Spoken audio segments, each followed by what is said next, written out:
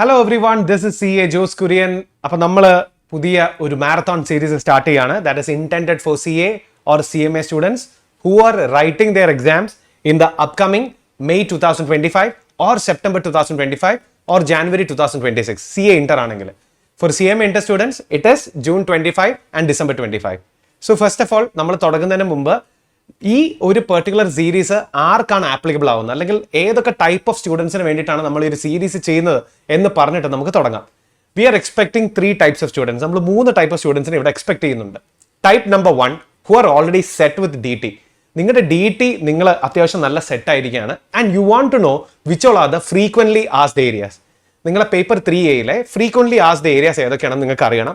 ആ ഒരു topic centric ആയിട്ട് എന്തൊക്കെ കാര്യങ്ങളാണ് ശ്രദ്ധിക്കേണ്ടതെന്ന് നിങ്ങൾക്ക് അറിയണം. So this is intended for you.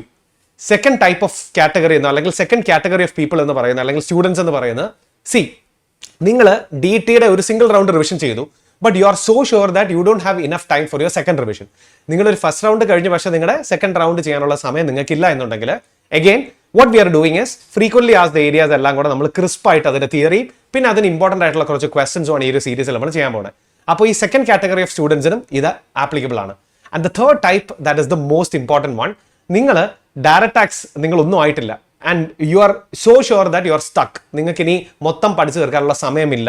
Okay, and you want to cover minimum area to score maximum marks. നിങ്ങൾക്ക് ഒരു മിനിമം ഏരിയ എന്ന് മാക്സിമം മാർക്സ് സ്കോർ ചെയ്യണം. ആ ഒരു മിനിമം ഏരിയ ഏതാണ്, അല്ലെങ്കിൽ ഏതൊക്കെ ഇമ്പോർട്ടൻറ്റ് ക്വസ്റ്റ്യൻസ് ആണ് നമ്മൾ സോൾവ് ചെയ്യേണ്ടത്. സോ ഇതും ഈ ഒരു കാറ്റഗറി ഓഫ് സ്റ്റുഡൻസിനും ഈ ഒരു സീരീസ് ആപ്ലിക്കബിൾ ആണ്. അപ്പോൾ നമ്മൾ പറഞ്ഞ പോലെ 3 കാറ്റഗറി ഓഫ് സ്റ്റുഡൻസിന് വേണ്ടിയിട്ടാണ് നമ്മൾ ഈ ഒരു സീരീസ് ചെയ്യുന്നത്. And this will be fully in Malayalam. ഇത് കംപ്ലീറ്റ്ലി നമ്മൾ മലയാളത്തിലാണ് പ്ലാൻ ചെയ്തിട്ടുള്ളത്. അപ്പോൾ ഒട്ടും ടൈം വേസ്റ്റ് ചെയ്യാതെ നമുക്ക് നേരെ നമ്മുടെ റിവിഷൻ സീരീസിലേക്ക് കയറാം. എക്സാം ഒക്കെ അടുത്തിരിക്കുക ആയതുകൊണ്ട് നമുക്ക് ഒട്ടും സമയം വേസ്റ്റ് ചെയ്യേണ്ട. So starting with our first chapter. നമ്മൾ ആദ്യത്തെ ചാപ്റ്റർ വെച്ചിട്ടാണ് തുടങ്ങാൻ പോകുന്നത്. That is residential status and scope of total income. നമ്മുടെ ഫസ്റ്റ് ചാപ്റ്റർ അല്ലെങ്കിൽ ഈ റിവിഷൻ സീരീസിൽ നമ്മൾ ആദ്യം എടുത്തിരിക്കുന്ന ചാപ്റ്റർ എന്ന് പറയുന്നത് ചാപ്റ്റർ 2 ആണ്. കണക്കനുസരിച്ച് ശരിക്കും സെക്കൻഡ് ചാപ്റ്റർ ആണ്. That is residential status and scope of total income.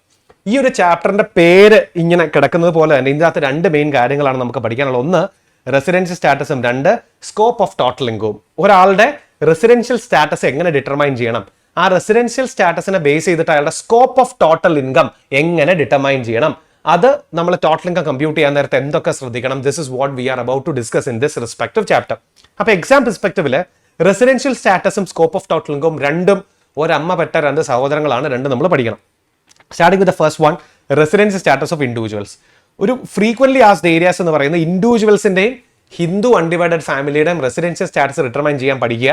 Plus ആ റെസിഡൻഷ്യൽ സ്റ്റാറ്റസിനനുസരിച്ച് അവരുടെ സ്കോപ്പ് ഓഫ് ടോട്ടൽ ഇൻകം എങ്ങനെ ഡിറ്റർമൈൻ ചെയ്യണം. ഇതാണ് നമ്മൾ ഈ ഒരു ടോപ്പിക്കിൽ ആദ്യം പഠിക്കാൻ പോകുന്നത്. ഈ ഒരു 2 കാറ്റഗറി ഓഫ് ആൾക്കാരുടെ റെസിഡൻഷ്യൽ സ്റ്റാറ്റസ് നിങ്ങൾ പഠിക്കണം, അവരുടെ scope of total income determine ചെയ്യുന്നത് എങ്ങനെയാണെന്ന് നിങ്ങൾ പഠിക്കണം. So starting with the first one, residential status of individuals. ഇൻഡിവിജ്വൽസിന്റെ റെസിഡൻഷ്യൽ സ്റ്റാറ്റസ് ആണ് നമ്മൾ ആദ്യം എന്ത് ചെയ്യാൻ പോകുന്നത്, കവർ ചെയ്യാൻ പോകുന്നത്. അപ്പൊ നമുക്ക് ഈ ഇൻഡിവിജ്വൽസ് എക്സാമിന് ക്വസ്റ്റ്യൻ വരുമ്പോൾ നമ്മൾ ഈ തിയറി അങ്ങനെ പഠിച്ചുകൊണ്ട് പോകുന്നതിന് പകരം ഈ ക്വസ്റ്റ്യൻ നിന്ന് എന്തൊക്കെ കീ വേർഡ്സ് ആണ് നമ്മൾ പിക്ക് ചെയ്യേണ്ടത്, ഈ ഒരു രീതിയിലായിരിക്കും നമ്മൾ നമ്മുടെ റിവിഷൻ മുന്നോട്ട് കൊണ്ടുപോകുക. സോ സ്റ്റാർട്ടിംഗ് വിത്ത് എക്സാമിനേഷന് റെസിഡൻഷ്യൽ സ്റ്റാറ്റസ് ഡിറ്റർമിനേഷൻ്റെ ഒരു ക്വസ്റ്റ്യൻ വന്നാൽ ആദ്യം നിങ്ങൾ എന്ത് ചെയ്യണം എന്ന് പറഞ്ഞാൽ identify the type of assessee എന്ന് നമ്മൾ പറയും. ഏത് തരം അസസിയെ ബേസ് ചെയ്തിട്ടാണ് ക്വസ്റ്റ്യൻ വന്നിട്ടുള്ളത് എന്ന് നിങ്ങൾ എന്ത് ചെയ്യണം, ഐഡന്റിഫൈ ചെയ്യണം. സോ നമുക്ക് പറയാം ഐഡന്റിഫൈ ദ അസസി. അസസി ഏത് ടൈപ്പിൽപ്പെട്ട ആളാണ്. നമ്പർ 1, ക്വസ്റ്റ്യനിൽ അവർ പറഞ്ഞിട്ടുണ്ട് അസസി ഒരു ഇന്ത്യൻ സിറ്റിസൺ ആണ്. During the year he left India. അപ്പോൾ ഒരു ഇന്ത്യൻ സിറ്റിസൺ ആണ് അയാൾ. ഈ വർഷം എന്ന് പറഞ്ഞാൽ റെലവൻറ്റ് പ്രീവിയസ് ഇയർ. നമ്മുടെ ഈ ഒരു എക്സാമിനേഷൻസിന് വേണ്ടിയുള്ള റെലവൻറ്റ് പ്രീവിയസ് ഇയർ എന്ന് പറയുന്നത് പ്രീവിയസ് ഇയർ 2024, 2025 ആയിരിക്കും. ഈ ഒരു 2024-25 ഇയാൾ ഇന്ത്യ വിട്ടു എന്നാണ് പറയുന്നതെങ്കിൽ നിങ്ങൾ ഒരു കാര്യം ചെക്ക് ചെയ്യണം. What is the purpose? ഇവൻ എന്തിനാണ് ഇന്ത്യ വിട്ടത്? Four the purpose of employment outside India. ജോലി തേടി ഇന്ത്യയുടെ പുറത്തേക്ക് പോയ ആളാണോ നിങ്ങൾ? അല്ലെങ്കിൽ U left India as A member of crew of an Indian ship. ഒരു ഇന്ത്യൻ ഷിപ്പിന്റെ ക്രൂ മെമ്പർ ആയിട്ടാണോ നിങ്ങൾ ഇന്ത്യ വിട്ട് പുറത്തേക്ക് പോയത് എന്ന് ടെസ്റ്റ് ചെയ്യുക. അപ്പോൾ നമ്മൾ എന്താ നോക്കേണ്ട ഫ്രണ്ട്സ്, ശ്രദ്ധിച്ചേ. നിങ്ങളൊരു ഇന്ത്യൻ സിറ്റിസൺ ആണെന്ന് ക്വസ്റ്റ്യനിൽ പറഞ്ഞിട്ടുണ്ട്. തന്നെയല്ല you left India for the purpose of employment. നിങ്ങൾ എംപ്ലോയ്മെന്റ് പർപ്പസിന് വേണ്ടിയിട്ടാണ് ഇന്ത്യ വിട്ടുപോയത്. അല്ലെങ്കിൽ you have left India as a crew of an Indian ship. ഒരു ക്രൂ മെമ്പർ, ഇന്ത്യൻ ഷിപ്പിന്റെ ക്രൂ മെമ്പർ ആയിട്ടാണ് നിങ്ങൾ ഇന്ത്യ വിട്ട് പുറത്തേക്ക് പോയത് എന്ന് ക്വസ്റ്റ്യനിൽ പറഞ്ഞിട്ടുണ്ടെങ്കിൽ പിന്നെ ഒന്നും നോക്കണ്ട, റെസിഡന്റ് ആവാൻ ഒരേ ഒരു സാധ്യത മാത്രമേ നിങ്ങൾക്കുള്ളൂ. That is 182 days or more stay in India during that year. 2024-25 നിങ്ങൾ ഇന്ത്യ വിട്ട് പോയതാണ്. പോകാനുള്ള കാരണം അത് ഐദർ എംപ്ലോയ്മെന്റ് ആണ്, അല്ലെങ്കിൽ നിങ്ങളൊരു ഇന്ത്യൻ ഷിപ്പിലെ ക്രൂ മെമ്പർ ആണ്, നിങ്ങളൊരു ഇന്ത്യൻ സിറ്റിസൺ ആണ് എന്നുണ്ടെങ്കിൽ റെസിഡന്റ് ആവാൻ ഒരേ ഒരു സാധ്യത മാത്രമേ ഉള്ളൂ. എന്താ അത്? നിങ്ങൾ ആ 2024-25 ഇന്ത്യ വിട്ട് പോകുന്ന ആ ഒരു റെസ്പെക്റ്റീവ് ഇയറിൽ നിങ്ങൾ എത്ര ദിവസം ഇന്ത്യയിൽ സ്റ്റേ ചെയ്യണം? 182 days or more ഇന്ത്യയിൽ സ്റ്റേ ചെയ്യണം. പിന്നെ ഡേയ്സ് ഓഫ് സ്റ്റേ കൗണ്ട് ചെയ്യുമ്പോൾ ഒരൊറ്റ കാര്യം പറയാനുണ്ട്. ഡേറ്റ് ഓഫ് അറൈവലും ഡേറ്റ് ഓഫ് ഡിപ്പാർച്ചറും നിങ്ങൾ ഇന്ത്യയിലായിട്ട് തന്നെ വേണം എന്ത് ചെയ്യാൻ, കൗണ്ട് ചെയ്യാൻ. എന്താ ഡേറ്റ് ഓഫ് അറൈവൽ? ഇന്ന് വന്നു നാളെ പോയി. അപ്പൊ നിങ്ങൾ ഇന്ന് വന്നു നാളെ പോവാന്ന് പറയുമ്പോൾ ഈ ഇന്ന് തൊട്ട് നാളെ വരെയുള്ള 24 മണിക്കൂർ കൗണ്ട് അല്ല എടുക്കണ്ടേ. ഇന്ന് വന്നു ഒരു ദിവസം, നാളെ പോയി ഒരു ദിവസം, അപ്പൊ 2 ദിവസം തന്നെ നമുക്ക് കൗണ്ട് ചെയ്തെടുക്കണം. സോ നിങ്ങളൊരു എക്സാമിനേഷനിൽ ക്വസ്റ്റൻ ഇടുമ്പോൾ ഡേറ്റ് ഓഫ് അറൈവലും ഡേറ്റ് ഓഫ് ഡിപ്പാർച്ചറും നിങ്ങൾ ഇന്ത്യയിലാണ് എന്ന് പറഞ്ഞ് തന്നെ വേണം എന്ത് ചെയ്യാൻ, കൗണ്ട് എടുക്കാൻ. അപ്പോൾ പോയിന്റ് 1 നമ്മൾ വളരെ ക്ലിയർ ആണ്. നിങ്ങളൊരു ഇന്ത്യൻ സിറ്റിസൺ ആണ്. ഈ റെസ്പെക്റ്റീവ് ഇയറിൽ 24-25 അതാണ് റെലവൻറ്റ് ഇയർ. നമ്മൾ റെസിഡൻഷ്യൽ സ്റ്റാറ്റസ് ചെക്ക് ചെയ്യുന്ന റെലവൻറ്റ് ഇയറിൽ നിങ്ങൾ ഇന്ത്യ വിട്ട് ജോലി തേടി ഇന്ത്യ വിട്ട് പോയി, അല്ലെങ്കിൽ നിങ്ങളൊരു ഇന്ത്യൻ ഷിപ്പിന്റെ ക്രൂ മെമ്പറായിട്ട് ഇന്ത്യ വിട്ട് പോയ ആളാണെങ്കിൽ വേറൊന്നും നോക്കണ്ട, റെസിഡന്റ് ആവാൻ ഒരൊറ്റ സാധ്യതയെ നിങ്ങൾക്കുള്ളൂ. That is 182 days or more stay in India. സാധാരണ നമ്മൾ റെസിഡൻഷ്യൽ സ്റ്റാറ്റസ് ഡിറ്റർമൈൻ ചെയ്യുമ്പോൾ 2 കാര്യങ്ങളാണ് പറയാറ്. ഒന്നിലെ 182 days or more stay in India, അല്ലെങ്കിൽ 60 days or more in the relevant PY plus 365 days or more in the immediately four preceding previous year എന്നൊക്കെയാണ് പറയുന്നത്. പക്ഷെ ഇവിടെ നിങ്ങൾ വേറൊന്നും നോക്കണ്ട. 2024-25 പീരീഡിനിടയിൽ നിങ്ങൾ എത്രയുണ്ടോ 182 ദിവസമോ അതിൽ കൂടുതലോ നിന്നിട്ടുണ്ടെങ്കിൽ നിങ്ങൾ ആരാണ്? റെസിഡന്റ് ആണ്. നിന്നിട്ടില്ലെങ്കിൽ നിങ്ങൾ ആരാണ്? നോൺ റെസിഡന്റ് ആണ്. That's it. I hope it is clear. So question വായിച്ചു തുടങ്ങുമ്പോൾ എക്സാമിന് നിങ്ങളുടെ അസസി എന്ന് പറയുന്ന ഈ ഒരു ഇന്ത്യൻ സിറ്റിസൺ ആണ്, left India for these 2 purposes ആണെങ്കിൽ വേറൊന്നും നോക്കണ്ട, 182 days നോക്കുക, ഡിസൈഡ് ചെയ്യുക. ഇനി രണ്ടാമത്തെ ടൈപ്പ് ഓഫ് അസസി ഏതാണെന്ന് നമുക്ക് നോക്കാം. Second type of assessee, that is an Indian citizen. നിങ്ങളൊരു ഇന്ത്യൻ സിറ്റിസൺ ആണ്, അല്ലെങ്കിൽ ഇന്ത്യൻ ഒറിജിൻ ആണ്. യു റിസൈഡ്സ് ഔട്ട്സൈഡ് ഇന്ത്യ, ഇന്ത്യക്ക് പുറത്താണ് നിങ്ങൾ താമസിക്കുന്നത്. And comes on a visit to India, നിങ്ങൾ ഇന്ത്യയിലേക്ക് ഒരു വിസിറ്റിന് വന്നതാണെങ്കിൽ, അപ്പോൾ ഇന്ത്യൻ സിറ്റിസൺ എന്ന് പറഞ്ഞ് ഇന്ത്യയിൽ നമ്മുടെ വാലിഡ് ആയിട്ടുള്ള ID കാർഡ് ഉള്ള ഒരാളെയാണ് നമ്മൾ ബേസിക്കലി എന്തെന്ന് പറയുക, ഇന്ത്യൻ സിറ്റിസൺ എന്ന് പറയുക. ഇന്ത്യൻ ഒറിജിൻ ആരാ? ഇന്ത്യൻ ഒറിജിൻ എന്ന് പറഞ്ഞാൽ ഇപ്പോൾ നിങ്ങളുടെ പേരൻസോ ഗ്രാൻഡ് പേരൻസോ ഡിവൈഡഡോ അൺഡിവൈഡഡോ ആയിട്ടുള്ള ഇന്ത്യയുടെ ഭാഗമാണെങ്കിൽ, ഇപ്പോൾ ഞാൻ കറന്റ്ലി ഒരു കനേഡിയൻ സിറ്റിസൺ ആണ്, എൻ്റെ ഫാദർ ഇന്ത്യൻ സിറ്റിസൺ ആണ് എന്നുണ്ടെങ്കിൽ എന്നെ ഇന്ത്യൻ ഒറിജിൻ എന്ന് വിളിക്കും. അല്ലെങ്കിൽ എൻ്റെ ഗ്രാൻഡ് ഫാദർ ഇന്ത്യൻ സിറ്റിസൺ ആണ് എന്നുണ്ടെങ്കിൽ എന്നെ ഇന്ത്യൻ ഒറിജിൻ എന്നായിരിക്കും വിളിക്കുക. സോ ഞാനൊരു ഇന്ത്യൻ സിറ്റിസൺ ആണ്, അല്ലെങ്കിൽ ഇന്ത്യൻ ഒറിജിൻ ആണ്. ഇപ്പം ഞാൻ ഇന്ത്യക്ക് പുറത്താണ് ജോലി ചെയ്യുന്നത്. ജോലി ആവാം, ബിസിനസ് ആവാം, പ്രൊഫഷൻ ആവാം, anything. Currently I M residing outside India. Either on A profession, ഇന്ത്യക്ക് പുറത്ത് പ്രൊഫഷൻ ഉണ്ടാവാം, ബിസിനസ് ഉണ്ടാവാം, അല്ലെങ്കിൽ എംപ്ലോയ്മെന്റ് ഉണ്ടാകാം, എന്തുമാകാം കാരണം. അങ്ങനെ ഞാൻ ഇന്ത്യക്ക് പുറത്താണ്. ഞാൻ ഈ വർഷം ഇന്ത്യ കാണാനായി ഇന്ത്യയിലേക്ക് വന്നിട്ടുണ്ട്. Comes on a visit to India. I visited India for maybe എൻ്റെ റിലേറ്റീവ്സിനെ കാണാനാവാം, അല്ലെങ്കിൽ വേറെ എന്തെങ്കിലും പർപ്പസിനാവാം. അങ്ങനെ ഇന്ത്യയിലേക്ക് ഞാൻ ഈ വർഷം ഒരു വിസിറ്റിന് വന്നിട്ടുണ്ടെങ്കിൽ എൻ്റെ റെസിഡൻഷ്യൽ സ്റ്റാറ്റസ് ചെക്ക് ചെയ്യാൻ നേരത്ത് ഇത് കുറച്ച് ട്രിക്കിയാണ്, ശ്രദ്ധിക്കണം. അപ്പോൾ കാറ്റഗറി ഏതാ? Indian citizen or Indian origin, resides outside India, comes on a visit to India ആണ് കാറ്റഗറി, അല്ലേ? അപ്പോൾ ഈ ഒരു കാറ്റഗറിയിലുള്ള ആൾക്കാരുടെ റെസിഡൻഷ്യൽ സ്റ്റാറ്റസ് ഡിറ്റർമൈൻ ചെയ്യാൻ നേരത്ത് നിങ്ങൾ ആദ്യം എന്ത് ചെയ്യണം എന്ന് പറഞ്ഞാൽ, നിങ്ങൾ ഇവരുടെ total income from Indian source determine ചെയ്യണം. എന്ത് ഡിറ്റർമൈൻ ചെയ്യണം? Total income from Indian source. Indian source എന്നുള്ള ടോട്ടൽ ഇൻകം ഡിറ്റർമൈൻ ചെയ്യണം എന്നാണ് ആദ്യം നമുക്ക് മനസ്സിലാക്കേണ്ടത്. നൗ ആ റെലവൻറ്റ് പ്രീവിയസ് ഇയറിൽ, അതപ്പോൾ നമ്മൾ റെസിഡൻഷ്യൽ സ്റ്റാറ്റസ് ഡിറ്റർമൈൻ ചെയ്യുന്ന 2024-25 24-25 ഇവന്റെ income from Indian source, Indian സോഴ്സസിൽ നിന്നുമുള്ള ഇവന്റെ ടോട്ടൽ ഇൻകം ഡിറ്റർമൈൻ ചെയ്യണം. എങ്ങനെയാണ് ഇന്ത്യൻ സോഴ്സസ് എന്നുള്ള ടോട്ടൽ ഇൻകം ഡിറ്റർമൈൻ ചെയ്യുന്നത്? That I will tell you later. അതിന് സെപ്പറേറ്റ് നോട്ട് ഉണ്ട്, നമുക്കത് നോക്കാം. പക്ഷെ തൽക്കാലത്തേക്ക് ഓർക്കുക, you are an Indian citizen or an Indian origin residing outside ഇന്ത്യക്ക് പുറത്താണ് നിൽക്കുന്നത്. You come on a visit to India, നിങ്ങൾ ഇന്ത്യയിലേക്ക് ഒരു വിസിറ്റിന് വേണ്ടി വന്നു. നിങ്ങളുടെ റെസിഡൻഷ്യൽ സ്റ്റാറ്റസ് ഡിറ്റർമൈൻ ചെയ്യുന്നതിന് മുന്നേ ആദ്യം നിങ്ങൾ എന്ത് ചെയ്യണം? നിങ്ങളുടെ total income from Indian source എന്നുള്ള നിങ്ങളുടെ ടോട്ടൽ ഇൻകം എത്രയാണെന്ന് നോക്കണം. അത് 15 ലക്ഷം രൂപയിൽ കൂടുതലാണോ എന്ന് ആദ്യം നോക്കുക. എത്രയാണ്? More than 15. എക്സാക്ട് 15 ആയ പോരാ, it should be more than 15 lakhs. 15 ലക്ഷം രൂപയിൽ കൂടുതലാണെങ്കിൽ റെസിഡന്റ് ആകാൻ 2 ഓൾട്ടർനേറ്റീവ് കണ്ടീഷൻ ഉണ്ട്. എന്താ ഓൾട്ടർനേറ്റീവ് കണ്ടീഷൻ? ഒന്നിലെ 1 അല്ലെങ്കിൽ 2, ഇതിലേതെങ്കിലും ഒരു കണ്ടീഷൻ നിങ്ങൾ എന്ത് ചെയ്യണം? സാറ്റിസ്ഫൈ ചെയ്യണം.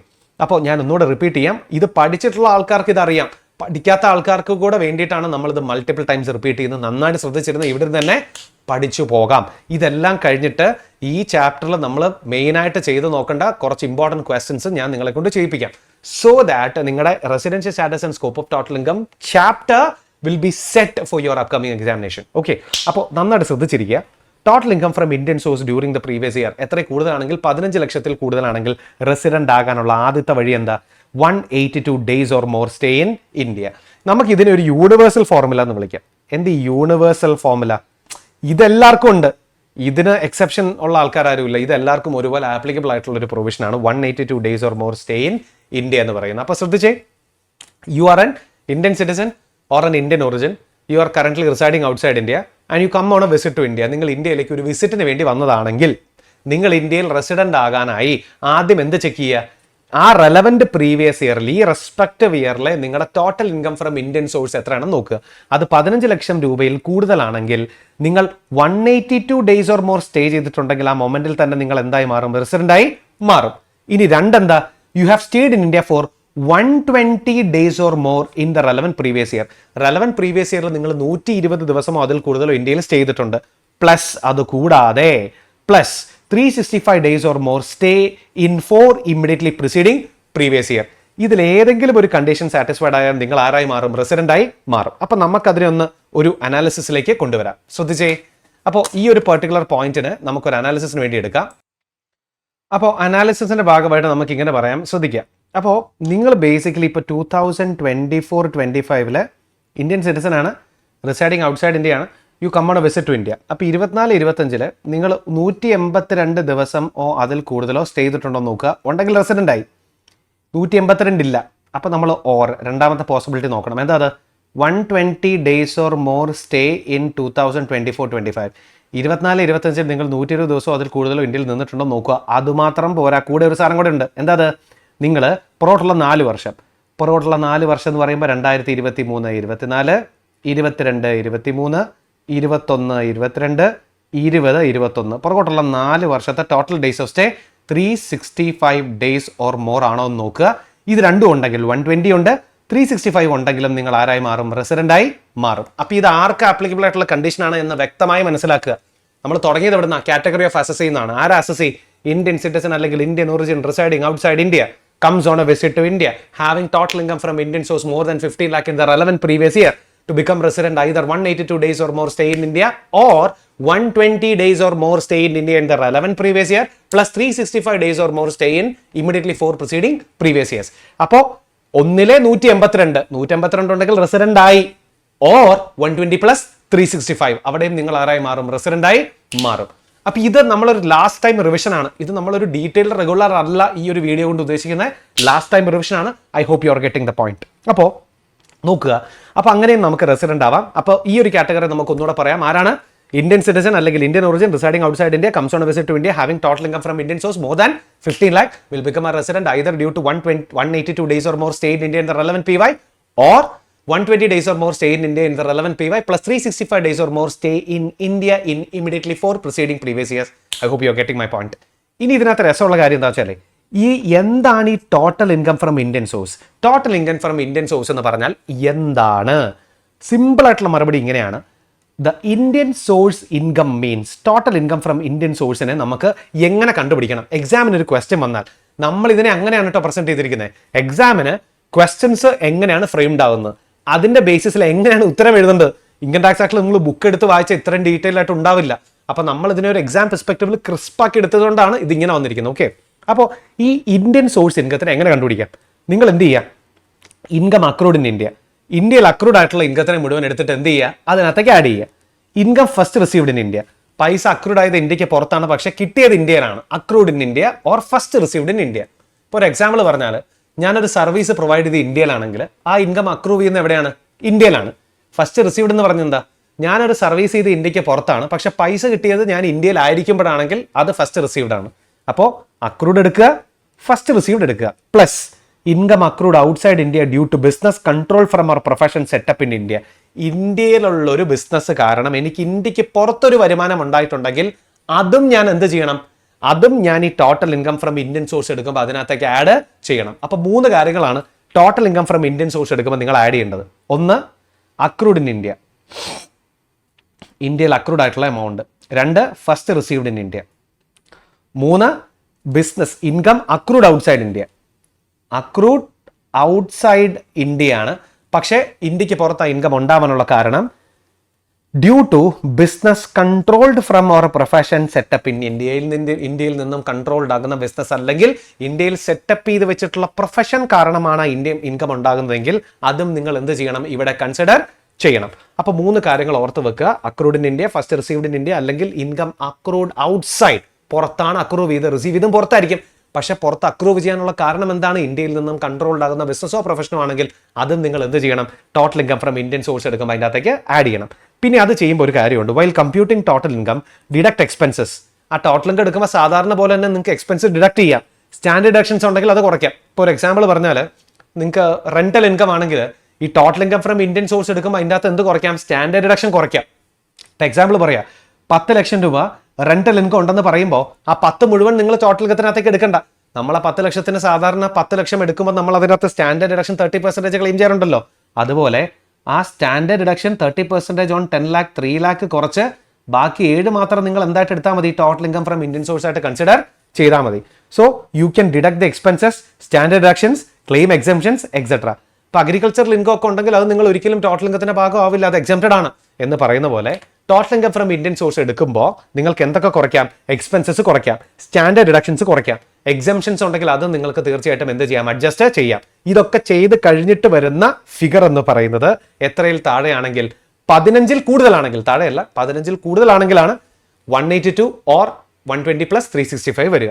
അപ്പൊ ചോദ്യം, ഇതെല്ലാം കൂടെ ആഡ് ചെയ്ത് വരുമ്പോൾ എമൗണ്ടേ 15 താഴെയാണെങ്കിലോ? അപ്പൊ ആ ഒരു കാറ്റഗറി നമുക്ക് നോക്കാം എന്താണെന്ന് നോക്കൂ.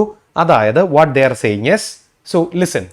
അപ്പൊ നമ്മൾ പറഞ്ഞുകൊണ്ടിരുന്നത് നിങ്ങളൊരു ഇന്ത്യൻ സിറ്റിസൺ ആണ്, അല്ലെങ്കിൽ ഇന്ത്യൻ ഒറിജിൻ ആണ്, and resides outside India, you are residing outside India, comes on a visit to India and your total income from Indian sources less than or equal to 15 lakhs. നമ്മൾ നേരത്തെ പറഞ്ഞ പോലെ ആ total income from Indian source compute ചെയ്ത് വന്നപ്പോൾ അത് എത്രയും താഴെയാണ്, less than or equal to 15 lakhs.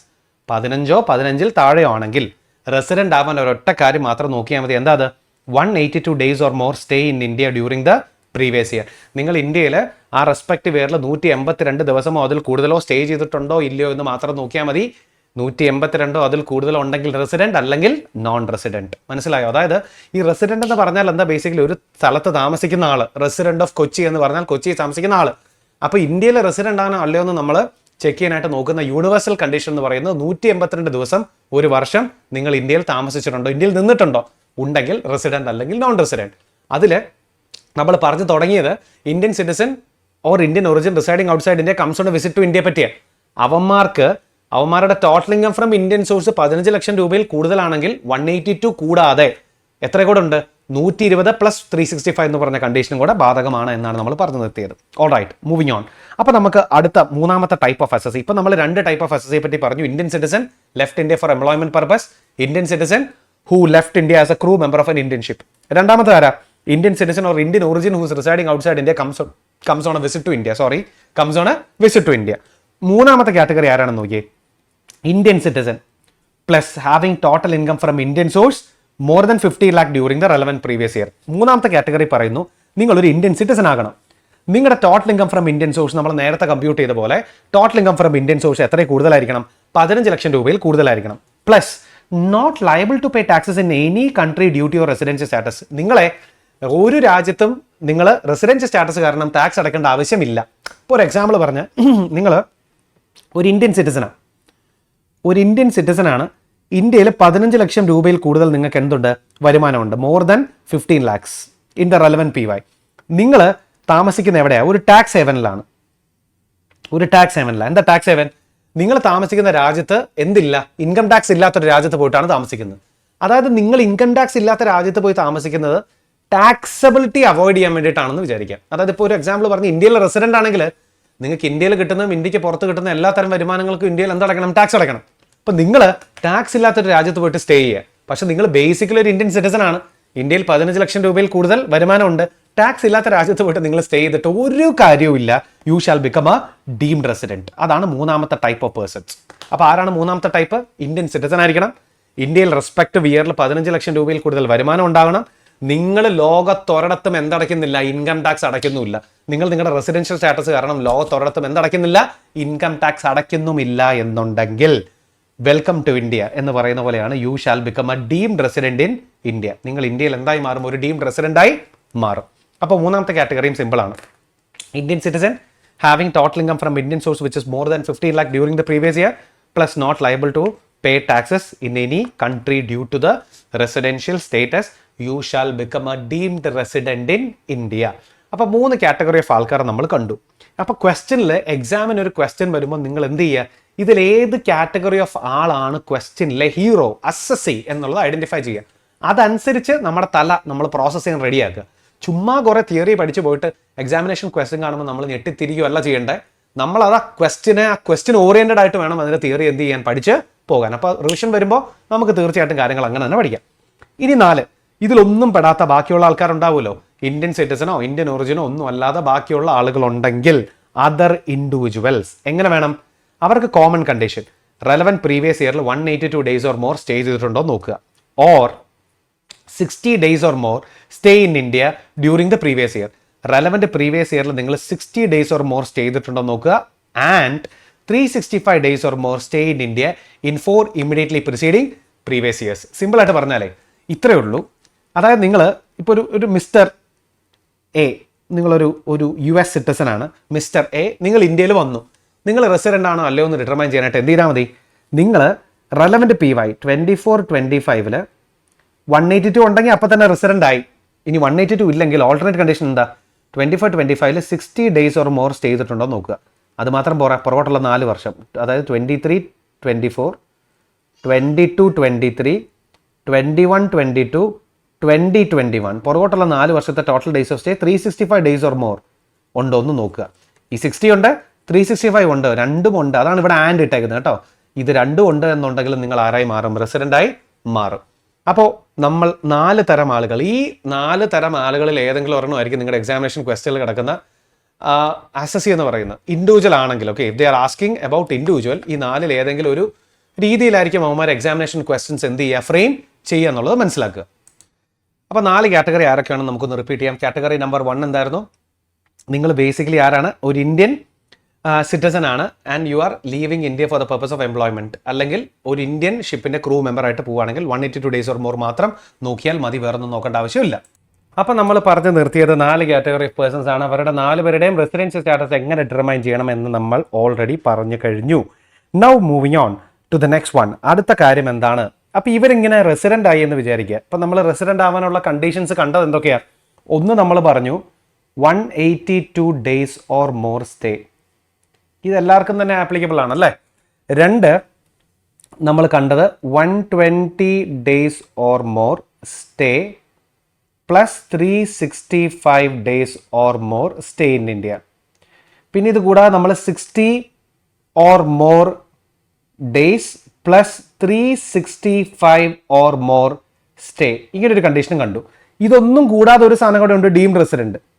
ഒരു ഡേയ്സ് ഓഫ് സ്റ്റേ പോലും ഇല്ലാതെ ഡീംഡ് റെസിഡൻറ്റ് എപ്പോഴാണ് വരുന്നത്, നിങ്ങളൊരു ഇന്ത്യൻ സിറ്റിസൺ ആണ് and you are having more than 15 lakh income from Indian sources and you are not paying taxes in any country due to your residential status. അങ്ങനെയാണെങ്കിൽ ഇന്ത്യയിൽ നിങ്ങൾ stay ചെയ്തിട്ടുണ്ടെങ്കിലും ഇല്ലെങ്കിലും നിങ്ങൾ എന്തായി മാറും, ഡീംഡ് റെസിഡൻ്റായി മാറും. അതാണ് ആ കോൺസെപ്റ്റ് ഓഫ് ഡീംഡ് റെസിഡന്റ് എന്ന് പറയുന്നത്. നിങ്ങൾ പിന്നീട് ഇന്ത്യയിൽ സ്റ്റേ ചെയ്തിട്ടുണ്ടോ ഇല്ലയോ എന്നുള്ളത് അവിടെ ഒരു ഫാക്ടർ അല്ല. നിങ്ങൾ ഇന്ത്യയിൽ സ്റ്റേ ചെയ്തിട്ടുണ്ടെങ്കിലും ഇല്ലെങ്കിലും ഒക്കെ നിങ്ങൾ ആരായി മാറും, റെസിഡൻ്റായി മാറുമെന്നാണ് അതിൻ്റെ ഒരു പോയിന്റ് പറയുന്നത്. അപ്പോൾ ഇങ്ങനെ നിങ്ങൾ റെസിഡൻ്റ് ആകുന്ന ഒരാളെ പിന്നീട് ROR ആണോ RNOR ആണോ എന്ന് ടെസ്റ്റ് ചെയ്യണം. ഇതാണ് അടുത്ത point. So you have become a resident in India. Now we need to check whether you are ROR or RNOR. ROR എന്ന് പറഞ്ഞാൽ എന്താ, റെസിഡന്റ് ആൻഡ് ഓർഡിനറി റെസിഡന്റ് എന്നുള്ളതാണ്. RNOR എന്ന് പറഞ്ഞാൽ എന്താ, resident but not ordinary resident എന്നുള്ളതാണ്. അപ്പോൾ നമ്മൾ പഠിക്കാൻ പോകുന്നത് ആരാണ് RNOR. ഈ താഴെ പറയുന്ന കണ്ടീഷൻസിൽ ഏതെങ്കിലും ഒരെണ്ണം നിങ്ങൾ സാറ്റിസ്ഫൈ ചെയ്തിട്ടുണ്ടെങ്കിൽ നിങ്ങൾ ആരായി മാറും, RNOR ആയി മാറും. കണ്ടീഷൻ നമ്പർ 1 ഉണ്ട്, 2 ഉണ്ട്, 3 ഉണ്ട്, 4 ഉണ്ട്. ഈ 4 കണ്ടീഷനിൽ ഏതെങ്കിലും ഒരു കണ്ടീഷൻ നിങ്ങൾ സാറ്റിസ്ഫൈ ചെയ്തിട്ടുണ്ടെങ്കിൽ നിങ്ങൾ ആരായി മാറും ഫ്രണ്ട്സ്, RNOR ആയി മാറുമെന്നാണ് ഡിപ്പാർട്ട്മെന്റ് പറയുന്നത്. അപ്പൊ നമുക്ക് നോക്കാം ആരാണ് ഈ RNOR ആയി മാറാൻ പോകുന്നത് നമുക്ക് നോക്കാം. സോ നോക്കാം, if satisfies any of the following conditions, താഴെ പറയുന്നതിലെ ഏതെങ്കിലും ഒരു കണ്ടീഷൻ സാറ്റിസ്ഫൈ ചെയ്താൽ നിങ്ങൾ ആരാണ്, RNOR ആണ്. ഫസ്റ്റ് കണ്ടീഷൻ എന്താ, റെലവൻറ്റ് പ്രീവിയസ് ഇയറിൽ 24-25 റെസിഡൻഷ്യൽ സ്റ്റാറ്റസ് ആണല്ലോ നമ്മൾ ഡിറ്റർമൈൻ ചെയ്യുന്നത്. ഈ 24-25 നിങ്ങൾ ബേസിക്കലി റെസിഡൻ്റ് ആണ്. അപ്പോൾ ഈ 24-25 നിങ്ങൾ RNOR ആണോ എന്നാണ് നമ്മൾ ഇനി ചെക്ക് ചെയ്യാൻ പോകുന്നത്. അത് ചെക്ക് ചെയ്യാനായിട്ട് നിങ്ങൾ പുറകോട്ടുള്ള പാസ്റ്റ് 10 പ്രിസീഡിങ് പ്രീവിയസ് ഇയേഴ്സിലെ റെസിഡൻഷ്യൽ സ്റ്റാറ്റസ് നോക്കണം. അതായത് 24-25 നിങ്ങളുടെ റെലവന്റ് പ്രീവിയസ് ഇയർ എങ്കിൽ നിങ്ങൾ പുറകോട്ടുള്ള 10 പ്രീവിയസ് ഇയേഴ്സിലെ റെസിഡൻഷ്യൽ സ്റ്റാറ്റസ് ചെക്ക് ചെയ്യുക എന്നുള്ളതാണ് ആദ്യം ചെയ്യേണ്ടത്. ആ 10 പുറകോട്ടുള്ള പ്രീവിയസ് ഇയേഴ്സിലെ റെസിഡൻഷ്യൽ സ്റ്റാറ്റസ് നിങ്ങൾ ചെക്ക് ചെയ്യുമ്പോൾ ആ 10 മിനിമം 9 ഇയാൾ NR ആണോ നോക്കുക. പുറകോട്ടുള്ള 10 അതായത് പുറകോട്ടുള്ള 10 എന്ന് പറഞ്ഞാൽ 23-24 തൊട്ട് പുറകോട്ട് 14-15 വരെയുള്ള 10 പ്രീവിയസ് ഇയേഴ്സിൽ, അതായത് ഓരോ വർഷത്തെയും ആ 10 ഓരോ വർഷത്തെയും റെസിഡൻഷ്യൽ സ്റ്റാറ്റസ് ചെക്ക് ചെയ്ത് പോവുക. ആ 10 ഓരോ വർഷത്തെയും റെസിഡൻഷ്യൽ സ്റ്റാറ്റസ് നിങ്ങൾ ചെക്ക് ചെയ്യുമ്പോൾ ആ 10 മിനിമം 9 നിങ്ങൾ ആരാണെങ്കിൽ നോൺ റെസിഡന്റ് ആണെങ്കിൽ നിങ്ങൾ എന്തെന്ന് വിളിക്കാം? നിങ്ങളെ RNOR എന്ന് വിളിക്കാം. എന്ത് RNOR? റെസിഡന്റ് ആണ്, പക്ഷെ ഒരു ഓർഡിനറി റെസിഡന്റ് അല്ല. അതാണ് ഇതിന്റെ അർത്ഥം. നിങ്ങൾ ഈ വർഷം റെസിഡന്റ് ആയി, സാധാരണ നിങ്ങൾ അങ്ങനെ ആരാവുന്ന ആളല്ല, റെസിഡന്റ് ആകുന്ന ആൾ അല്ല എന്നാണ് അതിനെ നമ്മൾ മനസ്സിലാക്കേണ്ടത്. അപ്പോൾ എപ്പോഴാണ് അത് ആരാവുന്നത്? റെലവന്റ് PYയിൽ പുറകോട്ടുള്ള 10 നോക്കുക. ആ 10 9 നിങ്ങൾ ആരാണെങ്കിൽ NR ആണെങ്കിൽ, അപ്പൊ 10 NR ആണെങ്കിലോ 9 കഴിഞ്ഞിട്ടാണല്ലോ 10 വരണേ. 10 NR ആണെങ്കിലും നിങ്ങൾ ആരാണ്? RNOR തന്നെയാണ്. സോ അതാണ് that is 9 out of 10 in past 10 preceding previous years minimum കേട്ടോ. ആ 9 NR ആണെങ്കിൽ പുറകോട്ടുള്ള 10 ഓരോ വർഷവും റെസിഡൻഷ്യൽ സ്റ്റാറ്റസ് നോക്കി ആ 10 മിനിമം 9 നിങ്ങൾ റെസിഡന്റ് ആണെങ്കിൽ നിങ്ങൾ 9 NR ആണെങ്കിൽ നിങ്ങൾ എന്തെന്ന് വിളിക്കാം? RNOR എന്ന് വിളിക്കാം. അപ്പൊ ഇത് ഓക്കെ ആയില്ലെങ്കിലോ? അതായത് 10 അതായത് എക്സാമിന് നോക്കുമ്പോൾ 10 2 റെസിഡന്റ് ആയി എന്ന് വിചാരിക്കാം. ആ കഴിഞ്ഞ പുറകോട്ടുള്ള 10 2 റെസിഡന്റ് ആയി, പിന്നെ നോക്കണ്ട. 2 ആയാൽ പിന്നെ ബാക്കി എത്രയേ ഉള്ളൂ? 8 ഉള്ളൂ. അതിലേ നിങ്ങൾ NR ആവുള്ളൂ. ഞാൻ പറഞ്ഞത് മനസ്സിലായോ? ആ 10 9 നിങ്ങൾ ആരായിരിക്കണം? NR ആയിരിക്കണം. ആണെങ്കിൽ ഈ കണ്ടീഷൻ സാറ്റിസ്ഫൈഡ് ആവുള്ളൂ. അപ്പൊ ആ 10 നോക്കി വരുമ്പോൾ ഏതെങ്കിലും ഒരു 2 നിങ്ങൾ റെസിഡന്റ് ആയാൽ പിന്നെ അത് നോക്കേണ്ട ആവശ്യം ഇല്ല. അപ്പൊ രണ്ടാമത്തെ നോക്കുക. എന്താ രണ്ടാമത്തെ? Days of stay in India 729 days or less in 7 immediately preceding previous years. പുറകോട്ടുള്ള 7 വർഷം നോക്കുക. 7 വർഷം എന്ന് പറഞ്ഞാൽ 23, 24, 22, 23, 21, 22, 20, 21, 19, 20, 18, 19. അപ്പോൾ 1, 2, 3, 4, 5, 6 ഒരെണ്ണം കൂടെ ഉണ്ട്. 17, 18. പുറകോട്ടുള്ള 7 വർഷത്തെ total days of stay count ചെയ്യുക. ടോട്ടൽ ഡേയ്സ് ഓഫ് സ്റ്റേ എടുത്ത് കൗണ്ട് ചെയ്യുക. അത് 729 days ഓർ ലെസ് ആണോ എന്ന് നോക്കുക. 729 അതിൽ താഴെ ആണെങ്കിലും നിങ്ങൾ ആരായി മാറും? RNOR ആയി മാറുമെന്നാണ് ഡിപ്പാർട്ട്മെന്റ് പറയുന്നത്. അപ്പോൾ പുറകോട്ടുള്ള 7 വർഷത്തെ റെസിഡൻഷ്യൽ സ്റ്റാറ്റസ് നോക്കുക. Sorry, not residential status, days of stay in India നോക്കുക. ആ 7 വർഷത്തെ ഡേയ്സ് ഓഫ് സ്റ്റേ എടുക്കുമ്പോൾ അതിൽ total days of stay in India 729 അതിൽ താഴെ ആണെങ്കിൽ നിങ്ങൾ ആരായി മാറും? നിങ്ങൾ ബേസിക്കലി RNOR. അതായത് ആ 7 വർഷത്തിൽ വെറും 729 ദിവസം അതിൽ താഴെ നിങ്ങൾ ഇന്ത്യയിൽ നിന്നിട്ടുണ്ടെങ്കിൽ ഡിപ്പാർട്ട്മെന്റ് നിങ്ങളെ വിളിക്കുന്ന പേരെന്താ? RNOR എന്നാണ് വിളിക്കുന്നത്. ഇപ്പോൾ ഒന്നിലെ ഫസ്റ്റ് കണ്ടീഷൻ അല്ലെങ്കിൽ സെക്കൻഡ് കണ്ടീഷൻ രണ്ടും സെറ്റ് ആയില്ലെങ്കിലോ തേർഡിലേക്ക് പോവുക. എന്താ തേർഡ്? Deemed resident. നിങ്ങൾ മറ്റേ നമ്മൾ പറഞ്ഞില്ലേ, ഇന്ത്യൻ സിറ്റിസൺ ആണ്, ഇന്ത്യയിൽ 15 ലക്ഷം രൂപയിൽ കൂടുതൽ ഇൻകം ഉണ്ട്, ലോകത്തൊരിടത്ത് നിങ്ങൾ ടാക്സ് അടയ്ക്കുന്നില്ലാത്തൊരു സിറ്റുവേഷൻ ആണെങ്കിൽ നിങ്ങൾ ഡീംഡ് റെസിഡന്റ് ആവുമെന്ന് പറഞ്ഞില്ലേ? Deemed residents are always RNOR. Deemed residents ആണെങ്കിൽ നിങ്ങൾ വേറൊന്നും നോക്കണ്ട, നിങ്ങൾ എപ്പോഴും എന്തായിരിക്കും? RNOR ആയിരിക്കും, വേറൊന്നും നോക്കേണ്ട ആവശ്യം ഇല്ല. ഇനി ഇതും ഓക്കെ അല്ലെങ്കിലോ? ഇതും ഓക്കെ അല്ലെങ്കിൽ നിങ്ങൾ നോക്കുക, നിങ്ങൾ മറ്റേ ഇന്ത്യൻ സിറ്റിസൺ അല്ലെങ്കിൽ ഇന്ത്യൻ ഒറിജിൻ ഇല്ലേ, having more than 15 lakh income from Indian source, അവിടെ നിങ്ങൾ ആ 120 + 365 ഡേ കണ്ടീഷൻ കൊണ്ടാണ് റെസിഡന്റ് ആയതെങ്കിൽ അവിടെയും നിങ്ങൾ ആരായി മാറും? RNOR ആയി മാറും. നമ്മൾ ആ രണ്ടാമത്തെ കാറ്റഗറി പറഞ്ഞ് ഓർക്കുന്നുണ്ടോ? ഏതാ? എന്താ മുകളിലോട്ട് പോയാൽ ഇന്ത്യൻ സിറ്റിസൺ അല്ലെങ്കിൽ Indian origin resides outside India comes on a visit to India ഇല്ലേ, അതിൽ 15 ലക്ഷം രൂപയിൽ കൂടുതലാണ് നിങ്ങളുടെ റെലവന്റ് പ്രീവിയസ് ഇയറിലെ total income from Indian source എങ്കിൽ ഇന്ത്യയിൽ റെസിഡന്റ് ആവാൻ 182 days ഓർ മോർ ഉണ്ട്. അല്ലെങ്കിൽ 120 days or more stay in India in the relevant previous year plus 365 days or more stay in India in 4 immediately preceding previous ഇയറിലെ.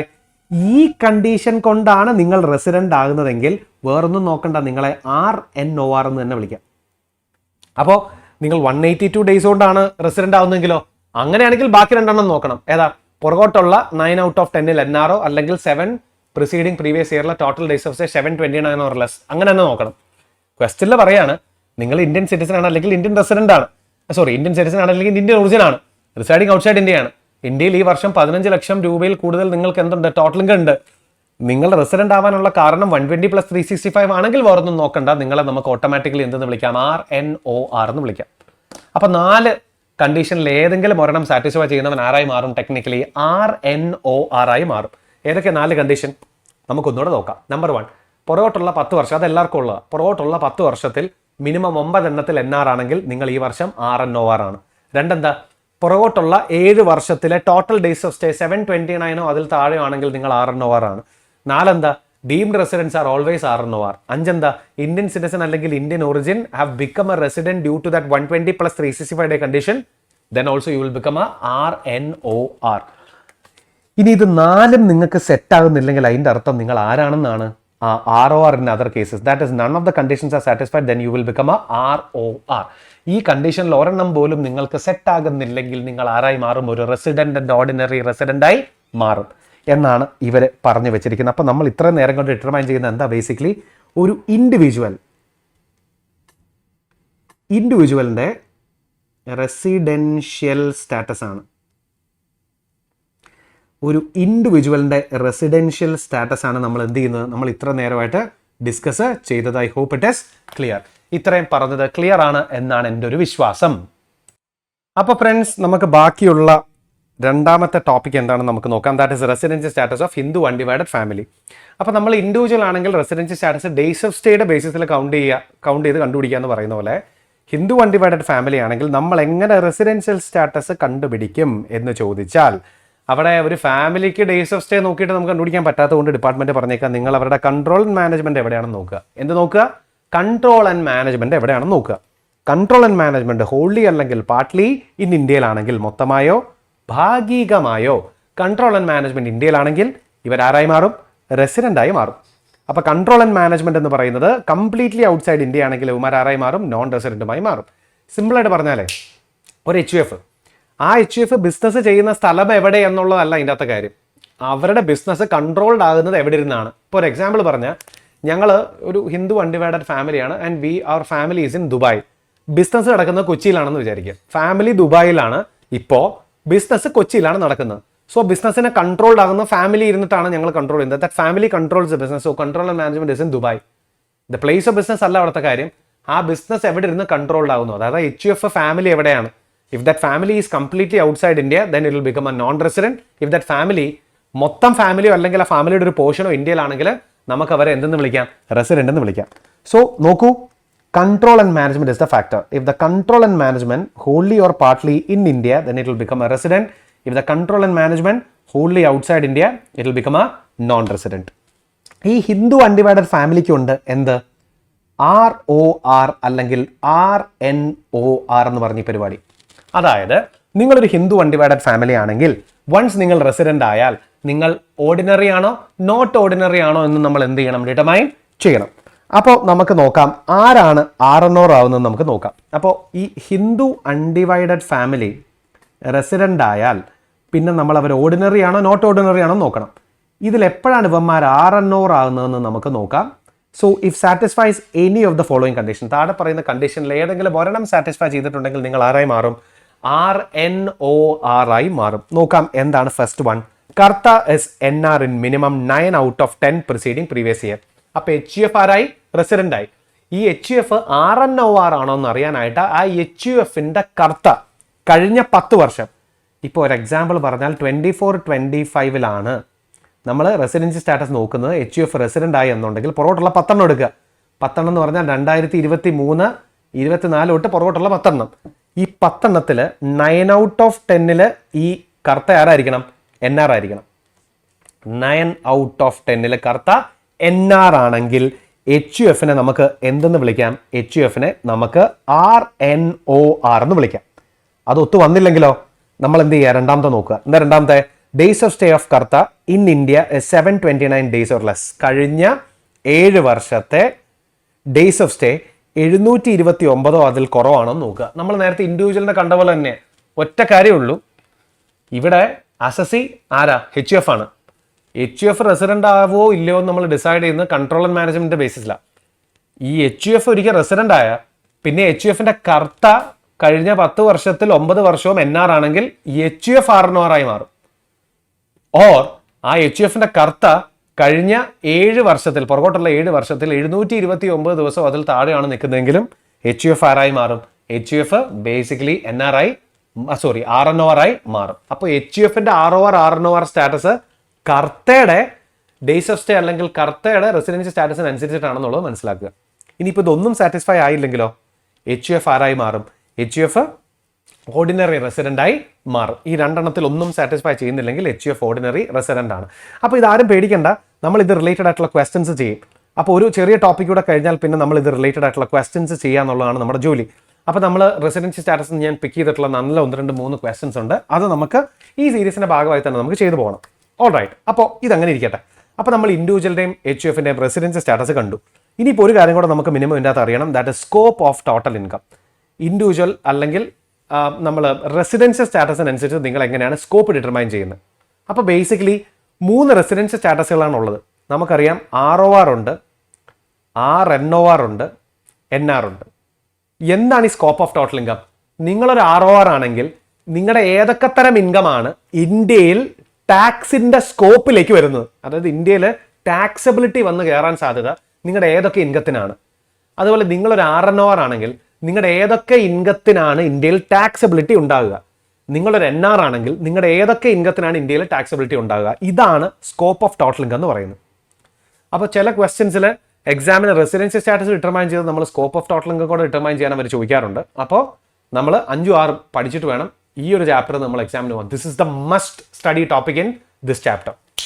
നോക്കാം, നിങ്ങളൊരു resident and ordinary resident ആണ്, ROR ആണെങ്കിൽ global income ഇന്ത്യയിൽ എന്തായിരിക്കും? Taxable ആയിരിക്കും. What is global income? ഇന്ത്യയിൽ അക്രൂവ് ആയ income, ഇന്ത്യക്ക് പുറത്ത് അക്രൂവ് ആയ ഇൻകം, ഇന്ത്യയിൽ ഫസ്റ്റ് റിസീവ് ചെയ്ത ഇൻകം, ഇന്ത്യക്ക് പുറത്ത് ഫസ്റ്റ് റിസീവ് ചെയ്ത ഇൻകം, ഡസൻറ്റ് മാറ്റർ. എല്ലാ തരം ഇൻകങ്ങളും നിങ്ങളുടെ ഇന്ത്യയിൽ എന്തായിരിക്കും? സ്കോപ്പ് ഓഫ് ടോട്ടൽ ഇൻകത്തിന്റെ ഭാഗമായിരിക്കും. നിങ്ങൾ ആരാണെങ്കിൽ ഓർഡിനറി റെസിഡന്റ് ആണെങ്കിൽ, നമ്മൾ ഇതിനെ ടെക്നിക്കലി വിളിക്കുന്ന പേര് റെസിഡൻസ് റൂൾ എന്നാണ്. റെസിഡൻസ് റൂൾ എന്നാണ് നമ്മൾ സാധാരണ ഇതിനെ വിളിക്കുന്നത്. അപ്പം നിങ്ങളൊരു ROR ആണെങ്കിൽ നിങ്ങളുടെ ഗ്ലോബൽ ഇൻകം ഇന്ത്യയിൽ എന്തായിരിക്കും? ടാക്സബിൾ ആയിരിക്കും. ശരി, അപ്പം നിങ്ങൾ ഒരു NR ആണെങ്കിലോ? What if you are a non resident? നിങ്ങളൊരു നോൺ റെസിഡന്റ് ആണെങ്കിലേ ഇൻകം അക്രൂഡ് ഇൻ ഇന്ത്യ, ഇന്ത്യയിൽ ഇൻകം ഒന്നിലെ അക്രൂവ് ചെയ്യണം, അല്ലെങ്കിൽ income first received in India, അല്ലെങ്കിൽ ഇന്ത്യയിൽ എന്ത് ചെയ്യണം? ഇൻകം ഫസ്റ്റ് റിസീവ് ചെയ്യണം. ഇതിലേതെങ്കിലും ഉണ്ടെങ്കിൽ മാത്രമേ ആ ഇൻകം ഇന്ത്യയിൽ എന്താവുള്ളൂ? ടാക്സബിൾ ആവുള്ളൂ. ഒരു ഉദാഹരണം പറഞ്ഞ്, ഞാനൊരു നോൺ റെസിഡന്റ്, ഞാൻ മിസ്റ്റർ ജർമ്മനി, ഞാനൊരു നോൺ റെസിഡന്റ് ആണ് ഇന്ത്യയിൽ. ഞാൻ ഇന്ത്യയിൽ ഒരു സർവീസ് പ്രൊവൈഡ് ചെയ്തു, എനിക്ക് പൈസ ജർമ്മനിയിൽ വെച്ച് കിട്ടി. സർവീസ് എവിടെ ചെയ്തു? ഇന്ത്യയിൽ ചെയ്തു. പൈസ എവിടെ കിട്ടി? ജർമ്മനി കിട്ടി. അപ്പോൾ സർവീസ് ചെയ്ത് ഇന്ത്യയിലല്ലേ? അപ്പോൾ പൈസ കിട്ടാനുള്ള കാരണം എനിക്ക് ഇന്ത്യയിൽ നിന്നുമല്ലേ ഉണ്ടായത്. അപ്പോൾ ആ പൈസ ഇന്ത്യയിൽ എന്തായി മാറും? അക്രൂഡായി മാറും. അക്രൂവൽ എന്ന് പറഞ്ഞാൽ right to receive an income എന്നാണ്. So if I am a non-resident but I have the right to receive an income and that right generated from India, നമ്മൾ ആ റൈറ്റ് ഉണ്ടായത് ഇന്ത്യയിലാണെങ്കിൽ ആ ഇൻകം ഇന്ത്യയിൽ അക്രൂവ് ചെയ്തതാണ് എന്ന് നമ്മൾ ടെക്നിക്കലി പറയും. So income accrued in India shall become taxable in the hands of an NR എന്ന് വേണം നിങ്ങൾ മനസ്സിലാക്കാൻ. ഇനി അതോടുകൂടി കഴിഞ്ഞിട്ടില്ല, ഒരു സാധനം കൂടെ ഉണ്ട്. മിസ്റ്റർ ജർമ്മനി സർവീസ് ജർമ്മനി ചെയ്തു, പക്ഷേ അത് കഴിഞ്ഞ് എനിക്ക് പൈസ ഞാൻ ഇന്ത്യയിൽ വന്നപ്പോഴാണ് എനിക്ക് പൈസ കിട്ടിയത്. ശ്രദ്ധിച്ചേ, ഞാൻ ആരാ? Mister Germany. സർവീസ് എവിടെ ചെയ്തു? ജർമ്മനി ചെയ്തു. പക്ഷെ അത് സർവീസൊക്കെ കഴിഞ്ഞിട്ടേ ഞാൻ ഇന്ത്യ വിസിറ്റ് ചെയ്തു. ഇന്ത്യയിൽ വന്നപ്പോഴാണ് എനിക്ക് എന്ത് കിട്ടിയത്? അതിൻ്റെ റെമ്യൂണറേഷൻ കിട്ടിയെന്ന് വിചാരിക്കുക. ആ കേസിൽ, ഈ ഒരു പെർട്ടിക്കുലർ കേസിൽ എന്ത് സംഭവിക്കും? ആ ഒരു റെമ്യൂണറേഷനും എൻ്റെ കയ്യിൽ ഇന്ത്യയിലെ ടാക്സബിളായി മാറും. Because income first received in India. അസസിക്ക് ആ പൈസ ഇന്ത്യയിലായിരിക്കുമ്പോഴാണ് കിട്ടുന്നതെങ്കിൽ ആ പൈസ എന്തായി മാറും? ഇന്ത്യയിലെ ടാക്സബിളായി മാറും, അയാൾ ഒരു NR ആണെങ്കിൽ. അപ്പോൾ ഒരു NRന്റെ സ്കോപ്പ് ഓഫ് ടോട്ടൽ ഇൻകത്തിലേക്ക് വരിക 2 തരം ഇൻകങ്ങളാണ്. ഒന്ന് accrued in India, 2 first received in India. അടുത്തെന്താ? ഇതിലൊന്നിലും പെടാത്തൊരു സാധനം ഉണ്ടല്ലോ, RNOR ആണ് നിങ്ങളെങ്കിൽ നിങ്ങളുടെ സ്കോപ്പ് ഓഫ് ടോട്ടൽ ഇൻകം എങ്ങനെ ഡിറ്റർമൈൻ ചെയ്യണം? അതാണ് നമ്മൾ അടുത്ത് പറയാൻ പോകുന്നത്. നിങ്ങൾ ആരാണെങ്കിൽ RNOR ആണെങ്കിൽ, ഇൻകം അക്രൂഡ് ഇൻ ഇന്ത്യ ആണെങ്കിൽ ഇന്ത്യയിലെ സ്കോപ്പ് ഓഫ് ടോട്ടൽ ഇൻകത്തിന്റെ ഭാഗമാവും. Then first received in India ആണെങ്കിലും സ്കോപ്പ് ഓഫ് ടോട്ടൽ ഇൻകത്തിന്റെ ഭാഗമാവും. അപ്പോൾ അത് NRന്റെ പോലെ തന്നെ ഏതാണ്ട് അല്ലേ? ഇൻകം അക്രൂ ആവുന്ന ഇന്ത്യയിലാണെങ്കിലും സ്കോപ്പ് ഓഫ് ടോട്ടൽ ഇൻകത്തിന്റെ ഭാഗമാക്കണം. ഫസ്റ്റ് റിസീവ് ചെയ്യുന്ന ഇന്ത്യയിലാണെങ്കിലും സ്കോപ്പ് ഓഫ് ടോട്ടൽ ഇൻകത്തിന്റെ ഭാഗമാക്കണം. അതുകൂടാതെ ഒരു സാധനം കൂടെ ഉണ്ട്. എന്താ അത്? Income accrued outside India. ഇന്ത്യക്ക് പുറത്താണ് ഇൻകം അക്രൂഡ് ആയത്. പക്ഷേ due to business control from our profession setup in India, ഇന്ത്യയിലുള്ള ഒരു ബിസിനസ്സോ പ്രൊഫഷനോ കാരണം നിങ്ങൾക്ക് ഇന്ത്യയുടെ പുറത്ത് ഇൻകം അക്രൂഡ് ആയിട്ടുണ്ടെങ്കിൽ ആ ഇൻകവും RNORന്റെ സ്കോപ്പ് ഓഫ് ടോട്ടൽ ഇൻകത്തിന്റെ ഭാഗമായി നിങ്ങൾ എന്ത് ചെയ്യണം? ആഡ് ചെയ്യണം എന്നാണ് അവന്മാർ പറഞ്ഞു നിർത്തിയിരിക്കുന്നത്. അപ്പോൾ ഇതൊക്കെയാണ് ഇവിടുത്തെ കാര്യങ്ങൾ. അപ്പോൾ മനസ്സിലാക്കുക, നിങ്ങൾ 3 കാര്യങ്ങളാണ് അവന്മാർ പറഞ്ഞിരിക്കുന്നത്. നിങ്ങളൊരു RNOR ആണെങ്കിൽ income accrued in India, income അക്രൂവ് ചെയ്ത് എവിടെയാണ്? ഇന്ത്യയിലാണെങ്കിൽ അത് ഇന്ത്യയിലെ സ്കോപ്പിന്റെ ഭാഗമാകും. 2, ഒരു ഇൻകം ഫസ്റ്റ് റിസീവ് ചെയ്യുന്ന ഇന്ത്യയിലാണെങ്കിൽ അതും സ്കോപ്പിന്റെ ഭാഗമാകും. അതുകൂടാതെ നിങ്ങളുടെ ഒരു ഇൻകം അക്രൂവ് ചെയ്യുന്നത് ഇന്ത്യക്ക് പുറത്താണ്. അത് ഇന്ത്യക്ക് പുറത്ത് അക്രൂവ് ചെയ്യാനുള്ള കാരണം ഇന്ത്യയിൽ നിന്നും കൺട്രോൾഡ് ആകുന്ന ബിസിനസ്സോ ഇന്ത്യയിൽ നിന്നും കൺട്രോൾഡ് ആകുന്ന പ്രൊഫഷനോ ആണെങ്കിൽ അതും നിങ്ങൾ ഇന്ത്യയുടെ സ്കോപ്പിന്റെ ഭാഗമായി എന്ത് ചെയ്യണം, ആഡ് ചെയ്യണം. അപ്പം നമുക്ക് പഠിക്കുമ്പോൾ ഇങ്ങനെ പറയാം, ROR ആണെങ്കിൽ ഗ്ലോബൽ ഇൻകം ഇന്ത്യയിൽ ടാക്സബിളാണ്. ഇന്ത്യയിൽ അക്രൂവ് ചെയ്താലും ഇല്ലെങ്കിലും, ഫസ്റ്റ് റിസീവ് ചെയ്താലും ഇല്ലെങ്കിലും ടാക്സബിൾ ആണ്. NR ആണെങ്കിൽ അക്രൂവലും ഫസ്റ്റ് റിസിപ്റ്റും. RNOR ആണെങ്കിൽ NR പ്ലസ്, അതായത് അക്രൂവലും ഫസ്റ്റ് റിസിപ്റ്റും കൂടാതെ ഒരു സാധനം കൂടെ ഉണ്ട്. എന്താ അത്?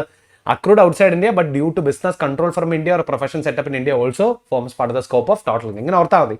ROR global income, NR accrual first receipt, RNOR ആണെങ്കിൽ NR plus accrued outside India due to business control or profession set up in India എന്ന് ഓർത്ത് വെച്ചാൽ സെറ്റാണ് കാര്യങ്ങൾ.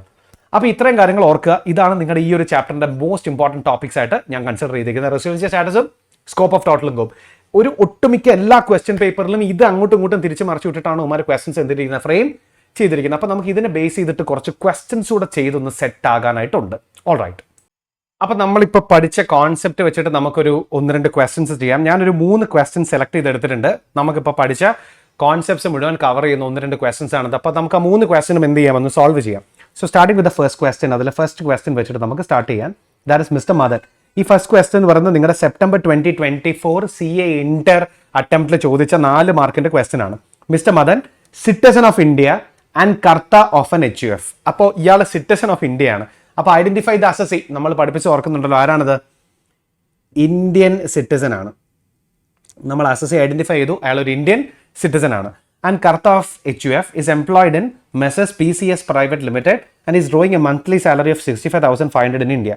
On June 1st, 2024, he purchased one residential house property in Mumbai for 18 lakh in his individual capacity. The market value of the property is 32 lakhs and the value for the purpose of charging stamp duty is 23 lakh. On August 31st, 2024, he was transferred to the branch office of Messrs PCS Private Limited in USA. ഇയാൾ August 2024 ഇയാൾ അതുവരെ എവിടെയായിരുന്നു? ഇയാൾ അതുവരെ PCS Private Limited എന്ന് പറഞ്ഞൊരു company ഇന്ത്യയിലായിരുന്നു, അവിടെയായിരുന്നു. അയാൾ ട്രാൻസ്ഫർ ചെയ്തു, US ട്രാൻസ്ഫർ ചെയ്തു. And left India on 1st September 2024.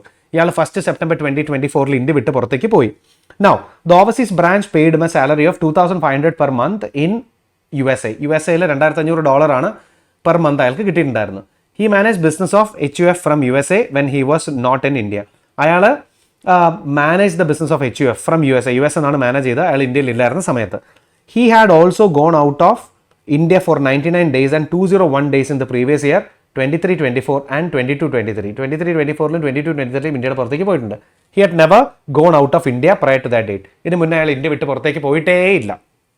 He visited India from 1st January 2025 to January 15, 2025. അത് കഴിഞ്ഞ് അയാൾ 1st January 2025 തൊട്ട് January 15, 2025 വരെ ഇന്ത്യ കണ്ടു for the training on a project and receive 15 days salary in India as per his Indian monthly salary before being transferred.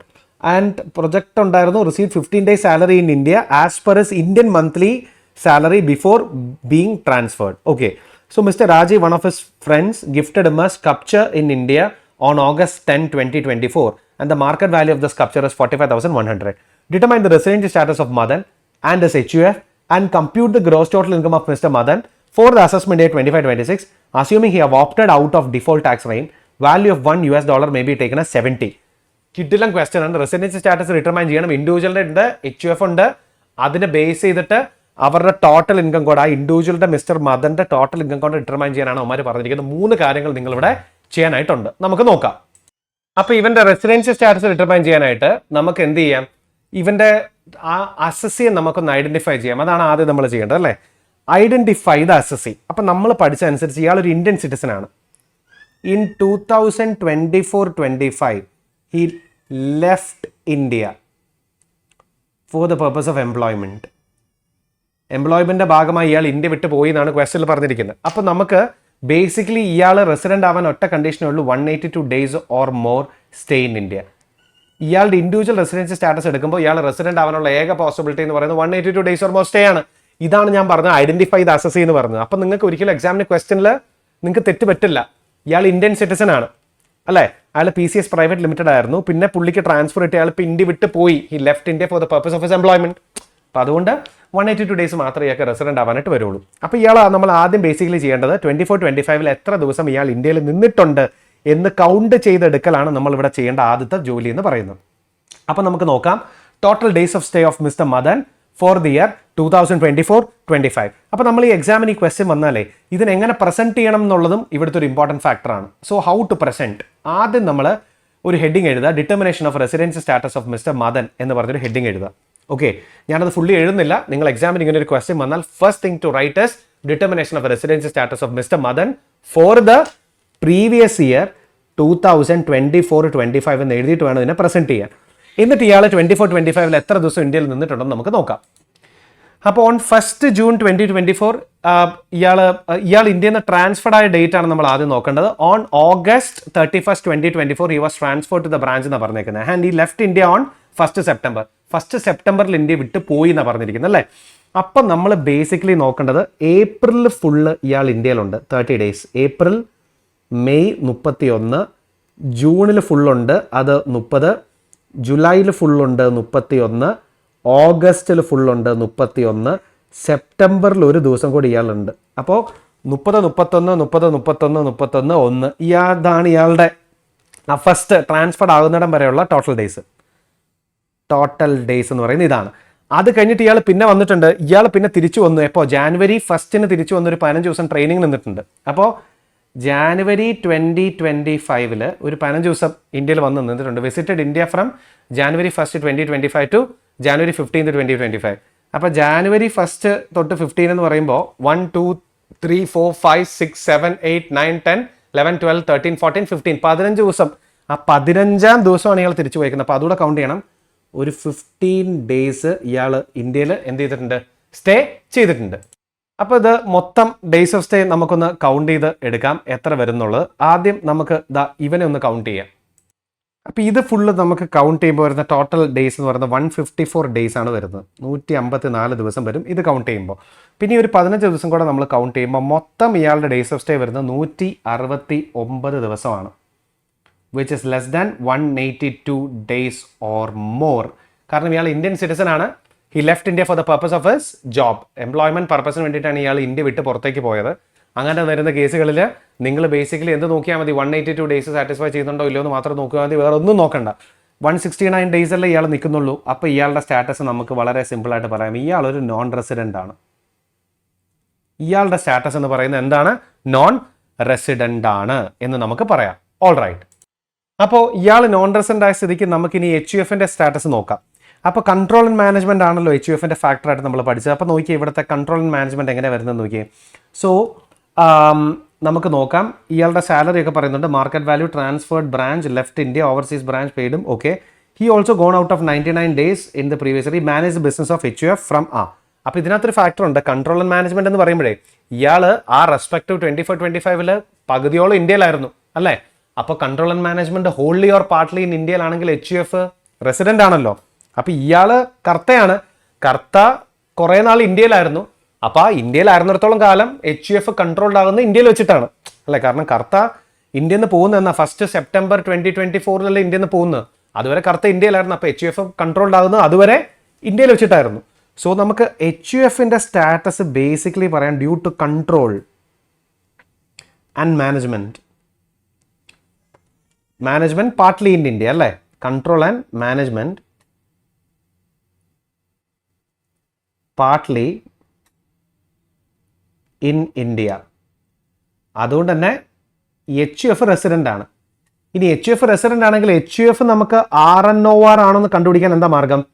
കഴിഞ്ഞ 10 വർഷത്തിൽ 9ലും കർത്ത ആരായിരിക്കണം? കർത്ത NR ആയിരിക്കണം. അതെന്തായാലും ഇവിടെ നടക്കില്ല. കാരണം ഇയാൾ നേരത്തെ ഇന്ത്യ വിട്ട് പുറത്തോട്ട് പോയിട്ടുണ്ടെങ്കിലും ഇയാൾ ഭൂരിഭാഗം കേസുകളിലും ഇന്ത്യയിലായിരുന്നു അല്ലേ. അപ്പം നമുക്ക് മറ്റത് നോക്കാം. ഏതാ ഈ കർത്തയുടെ പ്രിസീഡിങ് 7 ഇയേഴ്സിലെ ഡേയ്സ് ഓഫ് സ്റ്റേ നമുക്ക് നോക്കാം. അത് 729 ഓർ ലെസ് ആണോ എന്ന് എങ്ങനെ നമ്മൾ കണ്ടുപിടിക്കണേ? ഈ ക്വസ്റ്റ്യനിലെ അവന്മാർ എന്താ പറഞ്ഞേക്കുന്നത്? 23-24 തൊട്ട് പുറകിലത്തെ ഒരു വർഷം he had gone for 99 days and for 22-23 he gone out for 201 days. അപ്പോൾ 23-24 99 ദിവസം അയാൾ പുറത്ത് പോയിട്ടുള്ളൂ. അപ്പോൾ ബാക്കി മുഴുവൻ ഇന്ത്യയിലാണ്. അപ്പോൾ 365 മൈനസ് 99 എന്ന് പറയുമ്പോൾ അത് തന്നെ 266 വരും. 266 ദിവസം ഇയാൾ ഇന്ത്യയിലുണ്ട്. അപ്പോൾ ആ വർഷം എന്തായാലും ഇയാൾ റെസിഡൻ്റാണ്. 22-23 അതിന് പുറകോട്ടുള്ള വർഷം എടുത്താൽ 201 ദിവസമാണ് ഇയാൾ ഇന്ത്യയുടെ പുറത്തോട്ട് പോയത്. അപ്പോൾ 365 മൈനസ് 201, 164 ദിവസം അയാൾ എവിടെയുണ്ട്? ഇന്ത്യയിലുണ്ട്. പിന്നെ അതിന് പുറകോട്ടൊന്നും അയാൾ ഇന്ത്യയുടെ പുറത്തേക്കേ പോയിട്ടില്ല. അപ്പോൾ ബേസിക്കലി ഇയാൾ 9 ഔട്ട് ഓഫ് 10 NR ആവാൻ പോകുന്നില്ല ഇനി. കാരണം തൊട്ട് പുറകിലത്തെ വർഷം തന്നെ 266 ഉണ്ട്. ആ വർഷം അയാൾ എന്തായിരിക്കും? റെസിഡൻ്റ് ആയിരിക്കും അല്ലേ? അതിന് പുറകോട്ടുള്ള വർഷം നോക്കണ്ട. അതിന് പുറകോട്ട് നോക്കിയാൽ 2021-22 നോക്കിയാൽ അയാൾ ഫുൾ ടൈം ഇന്ത്യയിലാണ്. അപ്പോൾ അതും റെസിഡൻ്റാ. അപ്പം നമ്മൾ പുറകോട്ട് നോക്കുമ്പോൾ 10 2 തന്നെ എന്തായി? റെസിഡൻ്റായി. ഇനിയിപ്പോൾ ഇയാൾ ഒരിക്കലും 9 എന്താവാൻ പോകുന്നില്ല? NR ആവാൻ പോകുന്നില്ല. ഞാൻ പറഞ്ഞത് മനസ്സിലായില്ലേ? സോ അതുകൊണ്ട് നമ്മൾ ഇനി ആ ഫസ്റ്റ് കണ്ടീഷൻ നോക്കേണ്ട ആവശ്യമില്ല. 9 ഔട്ട് ഓഫ് 10 NR ആവാൻ പോകുന്നില്ല. ഇനി രണ്ടാമത്തെ പോസിബിലിറ്റി എന്താ? രണ്ടാമത്തെ പോസിബിലിറ്റി എന്ന് പറഞ്ഞാൽ കഴിഞ്ഞ 7 വർഷത്തെ total days of stay 729 or less. അതെന്തായാലും സെറ്റ് ആവില്ല. കാരണം ഇയാൾ 21-22 ഫുൾ ഇന്ത്യയിലാണ് അല്ലേ? അപ്പോൾ 729 or less എന്നുള്ള പോസിബിലിറ്റിയും വരില്ല. അതുകൊണ്ട് ബേസിക്കലി ഇയാളെ നമുക്ക് എന്തെന്ന് വിളിക്കാം? ROR എന്ന് വിളിക്കാം. ഇത് നിങ്ങൾക്ക് തിരിച്ചും പഠിക്കാം കേട്ടോ. എന്താ തിരിച്ചു പഠിക്കുക? അയാൾ കഴിഞ്ഞ 10 വർഷത്തിൽ 2 റെസിഡന്റ് പ്ലസ് കഴിഞ്ഞ 7 വർഷത്തെ total days of stay 730 or more രണ്ടും സാറ്റിസ്ഫൈ ചെയ്താൽ ഇയാൾ ROR ആവുന്നും പഠിക്കാം. No problem. ഞാൻ തിരിച്ചു പഠിപ്പിച്ചു എന്നേ ഉള്ളൂ. നിങ്ങൾക്ക് ഇതിന്റെ റിവേഴ്സ് പഠിക്കാം. എന്താ റിവേഴ്സ്? കഴിഞ്ഞ 10 വർഷത്തിലെ ഏതെങ്കിലും 2 വർഷത്തിൽ ഇയാൾ റെസിഡന്റ് ആയിട്ടുണ്ടോ പ്ലസ് കഴിഞ്ഞ 7 വർഷത്തിലെ total days of stay 730 or more ആണോ? ഇയാൾ രണ്ടും ഓക്കെ ആണെങ്കിൽ ROR ആവുന്നും പഠിക്കാം. ഇല്ലാത്ത കേസുകളിൽ RNOR ആവണമെന്ന് നിങ്ങൾക്ക് പഠിക്കാം. എങ്ങനെ വേണമെങ്കിലും പഠിക്കാം. But what I recommend you study the RNOR concept.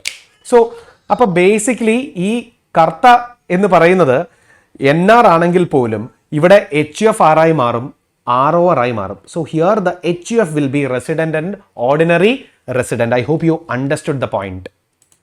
അപ്പോൾ സ്റ്റാറ്റസ് നമുക്ക് പറയാം മിസ്റ്റർ മദൻ. അയാൾ NR ആണ്. അതുപോലെ HUF ഒരു ROR ഓക്കെ. ഇനി എന്താ ഉമാർ ചോദിച്ചേക്കുന്നത്? Computation of gross total income of മദന്റെ ഗ്രോസ് ടോട്ടൽ ഇൻകം കമ്പ്യൂട്ട് ചെയ്യാനല്ല പറഞ്ഞേക്കുന്നത്. അപ്പം നമുക്ക് നോക്കാം. സോ കമ്പ്യൂട്ടേഷൻ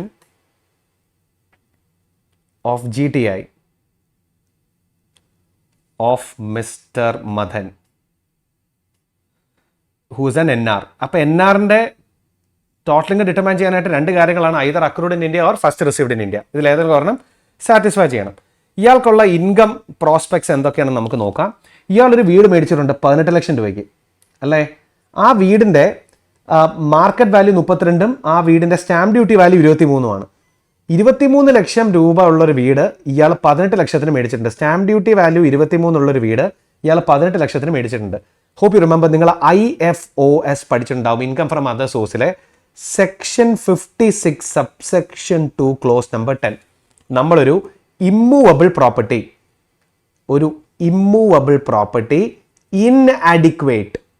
ഇൻഅഡിക്വേറ്റ് കൺസിഡറേഷനിലാണ് മേടിക്കുന്നതെങ്കിൽ, if you are purchasing an immovable property for inadequate consideration, നിങ്ങൾ എന്ത് ചെയ്യണം?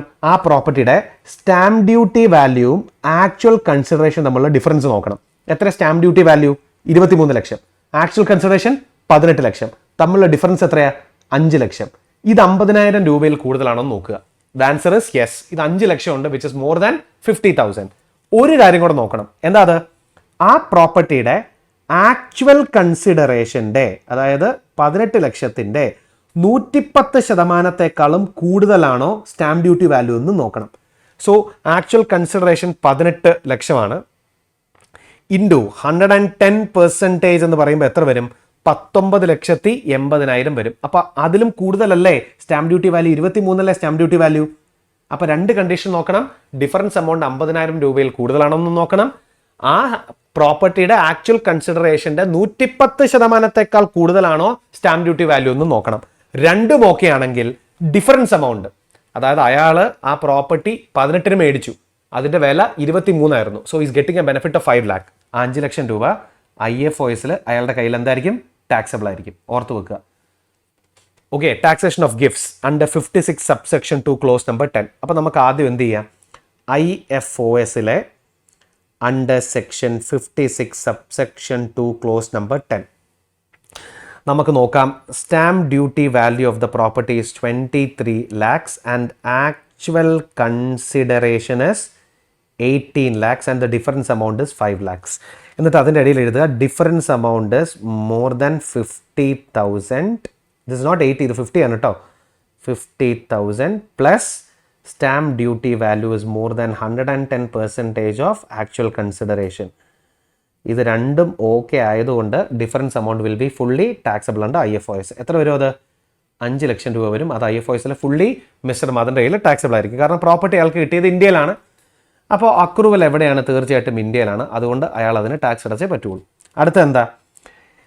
ദെൻ പിന്നെ അയാൾ പറയുന്നു ഇയാളുടെ സാലറി ഇവർ പറയുന്നുണ്ട്. എത്രയായിരുന്നു? Is drawing A monthly salary of 65,500 in India. ഇയാൾക്ക് 65,500 രൂപ സാലറി കിട്ടുന്നുണ്ടായിരുന്നു. എന്നിവരെ കിട്ടിയിട്ടുണ്ട്. അയാൾക്ക് സെപ്റ്റംബർ വരെ, ഓഗസ്റ്റ് വരെ കിട്ടിയിട്ടുണ്ട്. സെപ്റ്റംബർ 1 അയാൾ ഇന്ത്യയിൽ നിന്ന് പോയി. അപ്പോൾ രണ്ടാമത്തെ ഹെഡ് സാലറി ഹെഡ്. അപ്പോൾ സാലറി ഫ്രം ഇന്ത്യ, ഇന്ത്യയിലുള്ള സാലറി എത്രയുണ്ട്? 65,500 ഇൻറ്റു ഇയാൾ April, May, June, July, August 5 മാസം ഇന്ത്യയിൽ നിന്നിട്ടുണ്ട്. So into 5 months. So 65,500 into 5 months, that will B 3,27,000 ഇയാൾക്ക് മൊത്തം സാലറി ഉണ്ടാവും. ശ്രദ്ധിച്ചേ, കഴിഞ്ഞിട്ടില്ല. അത് 3,27,500. ഇത് കൂടാതെ ഇയാൾ ജാനുവരിയിൽ ഒരു 15 ദിവസം ഇന്ത്യയിലേക്ക് വന്നിട്ടുണ്ട്. ആ 15 ദിവസത്തെ പ്രൊപ്പോർഷനേറ്റ് സാലറിയും കിട്ടിയിട്ടുണ്ട് എന്നാണ് ക്വസ്റ്റ്യൻ പറഞ്ഞിരിക്കുന്നത് അല്ലേ? നോക്കിയേ, ഇയാൾ ജാനുവരിയിൽ ഒരു 15 ഡേയ്സിലേക്ക് ഇന്ത്യയിലേക്ക് വന്നിട്ടുണ്ടെന്ന് പറയുന്നുണ്ടല്ലോ. ദാ ഇവിടെ നോക്കൂ. He visited India from 1st January to 15th January for training on a project and receive 15 days salary in India as per is Indian monthly salary before being transferred. Transfer ആവുന്നതിന് മുന്നേ ഉള്ള ഇന്ത്യൻ മന്ത്ലി സാലറിയുടെ proportionate salary കിട്ടിയിട്ടുണ്ട്. അപ്പോൾ ചുരുക്കം പറഞ്ഞ ഒരു മാസത്തെ സാലറി 65,500. 15 ദിവസം എന്ന് പറഞ്ഞാൽ ഒരു മാസത്തിൻ്റെ പകുതിയാണെങ്കിലേ നിങ്ങൾ എക്സാമിന് റിസ്ക് എടുക്കരുത്. ജാനുവരിയിൽ മൊത്തം 31 ദിവസം, അതിൽ 15 ദിവസം അങ്ങനെ എടുക്കുകയായിരിക്കും എപ്പോഴും ബെറ്റർ. ഓക്കെ, നമ്മൾ പകുതി ഹാഫ് എന്നുള്ളത് പോകുന്നതിനേക്കാളും ഭേദം ഈ 65,500 ആ ജാനുവരി മാസത്തെ മൊത്തം സാലറി. ജാനുവരി 31 ദിവസമുണ്ട്, ഇൻറ്റു 15 ദിവസമാണ് ഇന്ത്യയിൽ നിന്ന്. അപ്പോൾ 31,694 നമുക്ക് റൗണ്ട് ഓഫ് ചെയ്ത് പറയാം. 31,694 നമുക്ക് റൗണ്ട് ഓഫ് ചെയ്ത് പറയാം. നിങ്ങൾ പകുതി എന്നാണ് എടുക്കുന്നതെങ്കിൽ 65,500ൻ്റെ പകുതി എന്ന് പറയുമ്പോൾ 32,750 വരെ എങ്ങനെ എടുത്താലും കുഴപ്പമില്ല. But my personal opinion is number of ഡേയ്സിൻ്റെ ബേസിൽ എടുക്കുകയായിരിക്കും നമുക്ക്, അതായിരിക്കും കുറച്ചുകൂടെ പ്രിസൈസ്. ഓക്കെ, സോ 31,694 അവർ ഡേയ്സ് പറയുമ്പോൾ നമ്മൾ ഡേയ്സിൽ തന്നെ കമ്പ്യൂട്ട് ചെയ്യുകയാണ് എപ്പോഴും നല്ലത്. സോ 15 days പ്രൊപ്പോർഷനേറ്റ് സാലറിയും കൂടെ നമുക്ക് ഇതിനകത്തേക്ക് ആഡ് ചെയ്യാം. 15 days proportionate salary in Jan. അതെത്ര വരും? നമ്മൾ നേരത്തെ പറഞ്ഞ പോലെ നമുക്കത് ഫുള്ള് എമൗണ്ട് നമുക്ക് പറയാം. 31,694 നമുക്ക് റൗണ്ട് ഓഫ് ചെയ്ത് പറയാം. അപ്പോൾ ഇത് രണ്ടും കൂടെ ആഡ് ചെയ്യുമ്പോൾ മൊത്തം എമൗണ്ട് എത്ര വരും നോക്കിയേ? 31,694 plus 327,500 and that will B 359,194 വരും. ഇനി അടുത്തത്, ഇത് ഇയാളുടെ ഇന്ത്യൻ സാലറിയാണ്. ഇനി കഴിഞ്ഞിട്ടില്ല, ഇയാൾക്ക് US നിന്ന് സാലറി കിട്ടിയിട്ടുണ്ടല്ലോ. എത്രയത്? $2,500 അല്ലേ? So the overseas branch paid my salary of $2,500 per month in USA. അത് ഇന്ത്യയിൽ ടാക്സബിൾ ആണോ? ഇയാൾ നോൺ റെസിഡൻറ്റാ. ആ US സാലറി അക്രൂവ് ചെയ്ത് US-ലാണ്, അത് റിസീവ് ചെയ്ത് എവിടെയാ? US-ലാണ് അല്ലേ? അത് അക്രൂവ് ചെയ്തും US-ലാണ്, റിസീവ് ചെയ്തും US-ലാണ്. അപ്പോൾ അത് ഇന്ത്യയിൽ എന്തല്ല? ടാക്സബിൾ അല്ല. അപ്പോൾ നോട്ട് എഴുതുക, USA salary not taxable, not taxable because not accrued in India, not first received in India എന്നും കൂടെ പറയുക. അപ്പോൾ നമുക്ക് ഈ സാലറിയിൽ നിന്ന് സ്റ്റാൻഡേർഡ് ഡിഡക്ഷൻ കുറയ്ക്കാം. ഇനി ഓർക്കുക, standard deduction old slab, even BAC opt ചെയ്താൽ സ്റ്റാൻഡേർഡ് ഡിഡക്ഷൻ 75,000 ആണ്. ഈവൻ ഓൾഡ് സ്ലാബ് ആണ് ഓപ്റ്റ് ചെയ്യുന്നതെങ്കിൽ, നോർമൽ സ്കീമാണ് ഓപ്റ്റ് ചെയ്യുന്നതെങ്കിൽ സ്റ്റാൻഡേർഡ് ഡിഡക്ഷൻ 50,000 ആണ്. ഓർത്ത് വെക്കണേ. May 25, September 25, Jan 26 standard ഡിഡക്ഷനിൽ hike ഉണ്ട് BAC ഓപ്റ്റ് ചെയ്യുന്ന ആൾക്കാർക്ക്. എത്രയത്? 75,000. ഇപ്പോൾ ഇവൻ BAC ആണ് ഓപ്റ്റ് ചെയ്തതെന്ന് നമുക്ക് നോക്കാം. Determine residency status of Madan and his HUF, compute the gross total income of Madan for assessment day, assuming he opted out of default tax rate. Opted out of default tax rate എന്ന് പറഞ്ഞാൽ 115 BAC എന്ത് ചെയ്തിട്ടില്ല? Opt ചെയ്തിട്ടില്ല എന്നർത്ഥം. അപ്പോൾ standard deduction 50,000 എന്ന് നമുക്ക് എടുക്കാം. സോ 50,000 സ്റ്റാൻഡേർഡ് ഡിഡക്ഷൻ കുറച്ചാൽ ബാക്കി എത്ര വരും? 50,000. If you deduct the standard deduction, it will be 3,09,194 വരും സ്റ്റാൻഡേർഡ് ഡിഡക്ഷൻ കുറച്ചിട്ടുള്ള എമൗണ്ട്. പിന്നെ IFOSലെ ഒരു 5 ലക്ഷം കൂടെ നമ്മൾ പറഞ്ഞിട്ടുണ്ട്. സോ ഇത് രണ്ടും കൂടെ കൂട്ടി ഇയാളുടെ ഗ്രോസ് ടോട്ടലിംഗ് എത്ര വരും? 5 lakhs plus 3,09,194 and the total will be 8,00,000 9,194 will be the total income of Mr. Madan for that respective year. I hope it is clear. അപ്പോൾ സെപ്റ്റംബർ 24 ക്വസ്റ്റൻ ആണത്. അപ്പോൾ ഇവന്മാർ ശരിക്കും പറഞ്ഞാൽ സാലറി ഹെഡും ഇൻഡയറക്ട്ലി IFOS ഹെഡും കൂടെ അതിൻ്റെ അകത്തേക്ക് ഒന്ന് ക്ലബ് ചെയ്ത് വെച്ചിട്ടുണ്ട്. അപ്പോൾ അതൊന്ന് ഓർത്ത് വെക്കണം. ആ 2 അഡ്ജസ്റ്റ്മെന്റ് നിങ്ങളൊന്ന് ഓർത്ത് വെക്കുക. നമുക്ക് ഈ 2 അഡ്ജസ്റ്റ്മെന്റുകളെ പറ്റി ഡീറ്റെയിൽ ആയിട്ട് സാലറി ചാപ്റ്ററിലും IFOS ചാപ്റ്ററിന്റെ റിവിഷൻ വരുമ്പോൾ നമുക്ക് നോക്കാം. So I hope this much is clear for you. Questions തീരുന്നില്ല, ക്വസ്റ്റ്യൻസ് ഇനിയുണ്ട്. അപ്പോൾ രണ്ടാമത്തെ ക്വസ്റ്റ്യനിലേക്ക് നമുക്ക് പോവാം. സോ രണ്ടാമത്തെ ക്വസ്റ്റ്യൻ ഒന്ന് വായിച്ചിട്ട് നമുക്ക് അതിലെ ആൻസർ ചെയ്യാം. So let's go through question number 2. അപ്പോൾ ക്വസ്റ്റ്യൻ നമ്പർ 2 എന്താ? Mister Sarthak an individual and Indian citizen living abroad, Dubai tax haven. അപ്പോൾ ഇന്ത്യൻ സിറ്റിസൺ ആണ്, living abroad India, in a tax haven, not paying tax in the country where he stays. So we can say he is residing in a country where he is not supposed to pay any taxes. So due to his residency status, he is not paying taxes anywhere. Indian citizen. അപ്പോൾ എന്ത് വരാനുള്ള chance ഉണ്ട്? നമ്മുടെ deemed resident ആവാനുള്ള സാധ്യത ഉണ്ട് അല്ലേ? അതാണ് ഞാൻ പറഞ്ഞത്. ഒരു ക്വസ്റ്റ്യൻ നമ്മൾ ഐഡന്റിഫൈ ചെയ്ത് അസസ് ചെയ്യുന്നുള്ളത് വളരെ ഇമ്പോർട്ടൻ്റ് ആണ് എക്സാമിനേഷൻ ക്വസ്റ്റ്യനിൽ. നിങ്ങൾ ചുമ്മാ കുറേ തിയറി പഠിച്ചു പോയിട്ട് കുറേ പ്രോബ്ലം ചെയ്തിട്ട് കാര്യമില്ല. You identify the assessee. Okay. And never came to India for a single day since earn the following incomes during the previous year. Previous year 24-25 അവൻ്റെ ഇൻകം ഇൻഫർമേഷൻ തന്നിട്ടുണ്ട്. അപ്പോൾ അവന് ഇന്ത്യൻ സോഴ്സിൽ നിന്ന് മോർ ദാൻ 15 lakhs ഉണ്ടോ നോക്കുക 24-25. അത് കണ്ടുപിടിക്കാനുള്ള എല്ലാം തന്നിട്ടുണ്ട്. Income accrued and arise in Dubai, not taxable in Dubai, being tax haven. ദുബായിൽ അക്രൂവ് ചെയ്ത എമൗണ്ട് ആണ്. എടുക്കണോ? വേണ്ട. Income accrued are arised in India, അത് കൺസിഡർ ചെയ്യണം. 15 ലക്ഷം കൗണ്ട് ചെയ്യുമ്പോൾ കൺസിഡർ ചെയ്യണം. Income deem to accrue arise in India, അതും അക്രൂവ് ചെയ്ത് deem to be accrued in ഇന്ത്യയാണ്, അതും എടുക്കണം. Income arising in Dubai from profession setup in India, ഇന്ത്യയിലുള്ള പ്രൊഫഷൻ കാരണം ദുബായിൽ ഇൻകം ഉണ്ടായി, അതും എടുക്കണ്ടേ? എടുക്കണം. അപ്പോൾ ഇത് മൂന്നും കൂടെ ആഡ് ചെയ്യുമ്പോഴേ മൊത്തം എത്രയായി? 23 ലക്ഷമായില്ലേ? 23 lakhs ആയി 24-25. അപ്പോൾ ബേസിക്കലി നമുക്ക് എന്ത് പറയാം? Is being mister Sarthak being an Indian citizen residing in a tax haven, not paying taxes anywhere, but is total income from Indian sources more than 15 lakh and hence he shall become a deemed resident in India. നോക്കിയേ, determine the residency status of Sarthak and taxable income for the previous year 24-25 assuming no other income arise during the previous year. അപ്പോൾ ഇയാളുടെ residency സ്റ്റാറ്റസും scope of total income taxable income determine ചെയ്യാനാണ് ആദ്യത്തെ ചോദ്യം. നമുക്ക് residency status നേരെ determine ചെയ്യാം. എന്തായാലും റെസിഡൻസി സ്റ്റാറ്റസ് ഡീംഡ് റെസിഡൻ്റ് ആണ് അല്ലേ? അതുകൊണ്ട് തന്നെ ഇയാളുടെ സ്റ്റാറ്റസ് എന്ന് പറയുന്നത് RNOR ആയിരിക്കും. നമ്മൾ നേരത്തെ പഠിച്ച deemed residents are always RNOR. അങ്ങനെ ഇയാൾ RNOR ആണെങ്കിലേ ഇയാളുടെ ടോട്ടൽ ഇൻകം ഫ്രം അല്ലെങ്കിൽ ടാക്സബിൾ ഇൻകം എന്തൊക്കെയായിരിക്കും? ഇന്ത്യയിലെ സ്കോപ്പ് ഓഫ് ടോട്ടൽ ഇൻകത്തിൻ്റെ ഭാഗമാവുന്ന ഇൻകങ്ങൾ ഏതൊക്കെയായിരിക്കും? Income accrued and arisen in Dubai. നിങ്ങൾ പറ, income accrued or arise in Dubai taxable ആണോ ഇന്ത്യയിൽ? അല്ല. അക്രൂഡ് ഇൻ ഇന്ത്യ RNORന്റെ കയ്യിൽ ടാക്സബിളാണ്. Income deem to be accrued in ഇന്ത്യയും RNORന്റെ കയ്യിൽ ടാക്സബിളാണ്. Income accruing in Dubai from profession setup in India, ഇന്ത്യയിലുള്ള പ്രൊഫഷൻ കാരണം ഇന്ത്യക്ക് പുറത്ത് ഇൻകം ഉണ്ടായിട്ടുണ്ടെങ്കിൽ RNOR ആണെങ്കിൽ അതും ടാക്സബിളാണ്. അപ്പോൾ 23 lakhs will be his total income taxable in India. അപ്പോൾ സ്റ്റാറ്റസ് RNORും income taxable in India will be 23 lakhs. That will be the answer to the first one. ഇത് നിങ്ങളുടെ നവംബർ 2022 6 മാർക്കിന് ചോദിച്ച ക്വസ്റ്റൻ ആണ്. This is pretty easy question. നിങ്ങൾ assessee identify ചെയ്ത് കറക്റ്റായിട്ടാണ് ഇത് പഠിച്ചതെങ്കിൽ ദിസ് ഇസ് നത്തിങ്. രണ്ടെന്താ? What would be your answer if income arising in Dubai from profession setup in India is 2 lakh instead of 10 lakh? ഏതാ? ഈ 10 ലക്ഷത്തിന് പകരം ഈ 10ന് പകരം അത് 2 ആയിരുന്നെങ്കിൽ ആൻസർ എത്രയാണ്?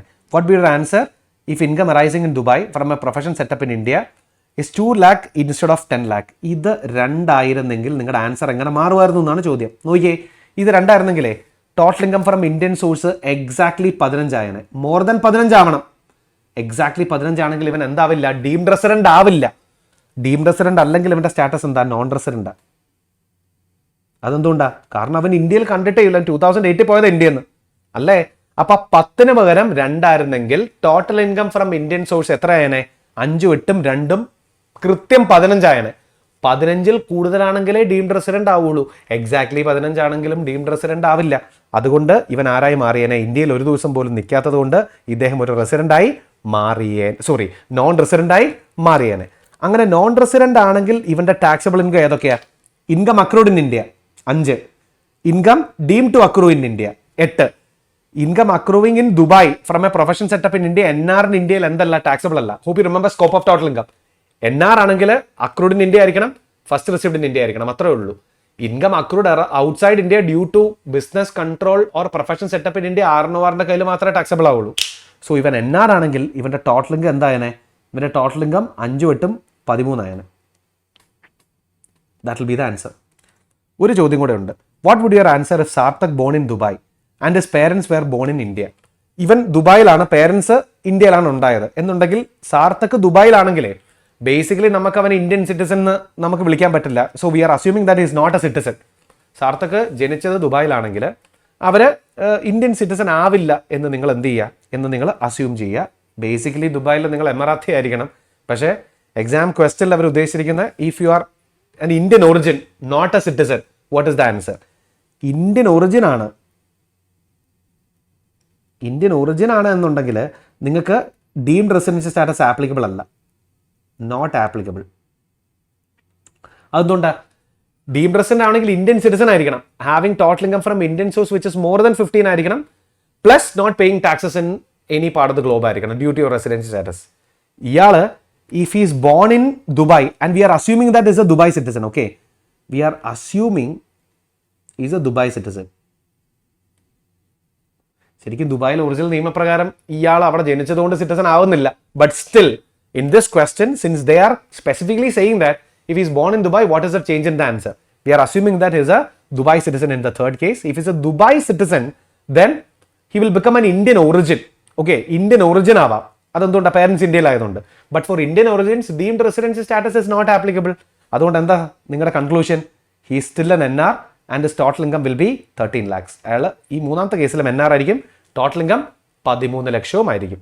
അപ്പോൾ ഇത് ഭയങ്കര എളുപ്പമുള്ള ഒരു ക്വസ്റ്റൻ ആണ്. ഇത് ഏത് അറ്റംപ്റ്റിൽ ചോദിച്ച ക്വസ്റ്റൻ ആണെന്ന് നോക്കിയേ. ഇത് November 22 6 മാർക്കിന് ചോദിച്ചിട്ടുള്ള ഒരു ക്വസ്റ്റൻ ആണ്. I hope that also was clear for you. Simple question ആണ്, നമുക്ക് നേരെ തന്നെ എന്ത് ചെയ്യാം, ആൻസർ ചെയ്യാവുന്നതുമാണ്. Moving on to the third one. അടുത്ത ക്വസ്റ്റ്യൻ നമുക്കൊന്ന് വായിക്കാം. എന്താണ് അടുത്ത ക്വസ്റ്റ്യൻ പറയുന്നതെന്ന് നോക്കാം. നോക്കൂ, തേർഡ് ക്വസ്റ്റ്യൻ എന്ന് പറയുന്നത് അവന്മാരെന്താ പറഞ്ഞിരിക്കുന്നത് നോക്കിയേ ഫ്രണ്ട്സ്. അത് mister Dhanush, an Indian citizen, age 35 years, worked in ABC Limited in Mumbai. He got a job offer from XYZ Incorporated USA on 1/6/2023. He left India for the first time on 31st July 2023. അപ്പോൾ ഇയാൾ 2023 India വിട്ടു പോയി and joined in XYZ Incorporated on 8/8/2023. അപ്പോൾ 2023-24 അയാൾ India വിട്ട് പോയി കേട്ടോ. ഈ left India. Now in 24-25 mister Dhanush visited India. എന്നിട്ട് ഇവരെ തൊട്ടടുത്ത വർഷത്തെ കാര്യമാണ് ചോദിച്ചേക്കുന്നത്, 24-25 കാര്യങ്ങളാണ് ചോദിച്ചേക്കുന്നത്. Identify the person, identify the assessee. 23-24 India വിട്ട് പോയി. അപ്പോൾ 24-25 is residing outside India, comes on a visit to India ആണ് അല്ലേ. അപ്പോൾ ഇവിടെ തെറ്റിദ്ധരിക്കരുത് കേട്ടോ. ഇന്ത്യ വിട്ട് പോയത് 23-24 കഴിഞ്ഞ വർഷം. ഈ വർഷം he's residing outside India and comes on a visit to ഇന്ത്യയിലാണ് വരിക. ഓക്കെ, അപ്പോൾ നമുക്ക് പറയാം he's residing outside India comes on a visit to India. ഇത് ക്വസ്റ്റനിൽ നമ്മൾ സൂക്ഷിച്ച് കണ്ടും വായിച്ചില്ലെങ്കിൽ ആൻസർ മാർക്ക് പോകും. കാരണം ഇന്ത്യ വിട്ട് പോയി എന്ന് പറയുമ്പോഴും നമ്മൾ പറയും is N Indian citizen left India for the purpose of employment എന്ന് പറഞ്ഞുകൊണ്ട് വരരുത്.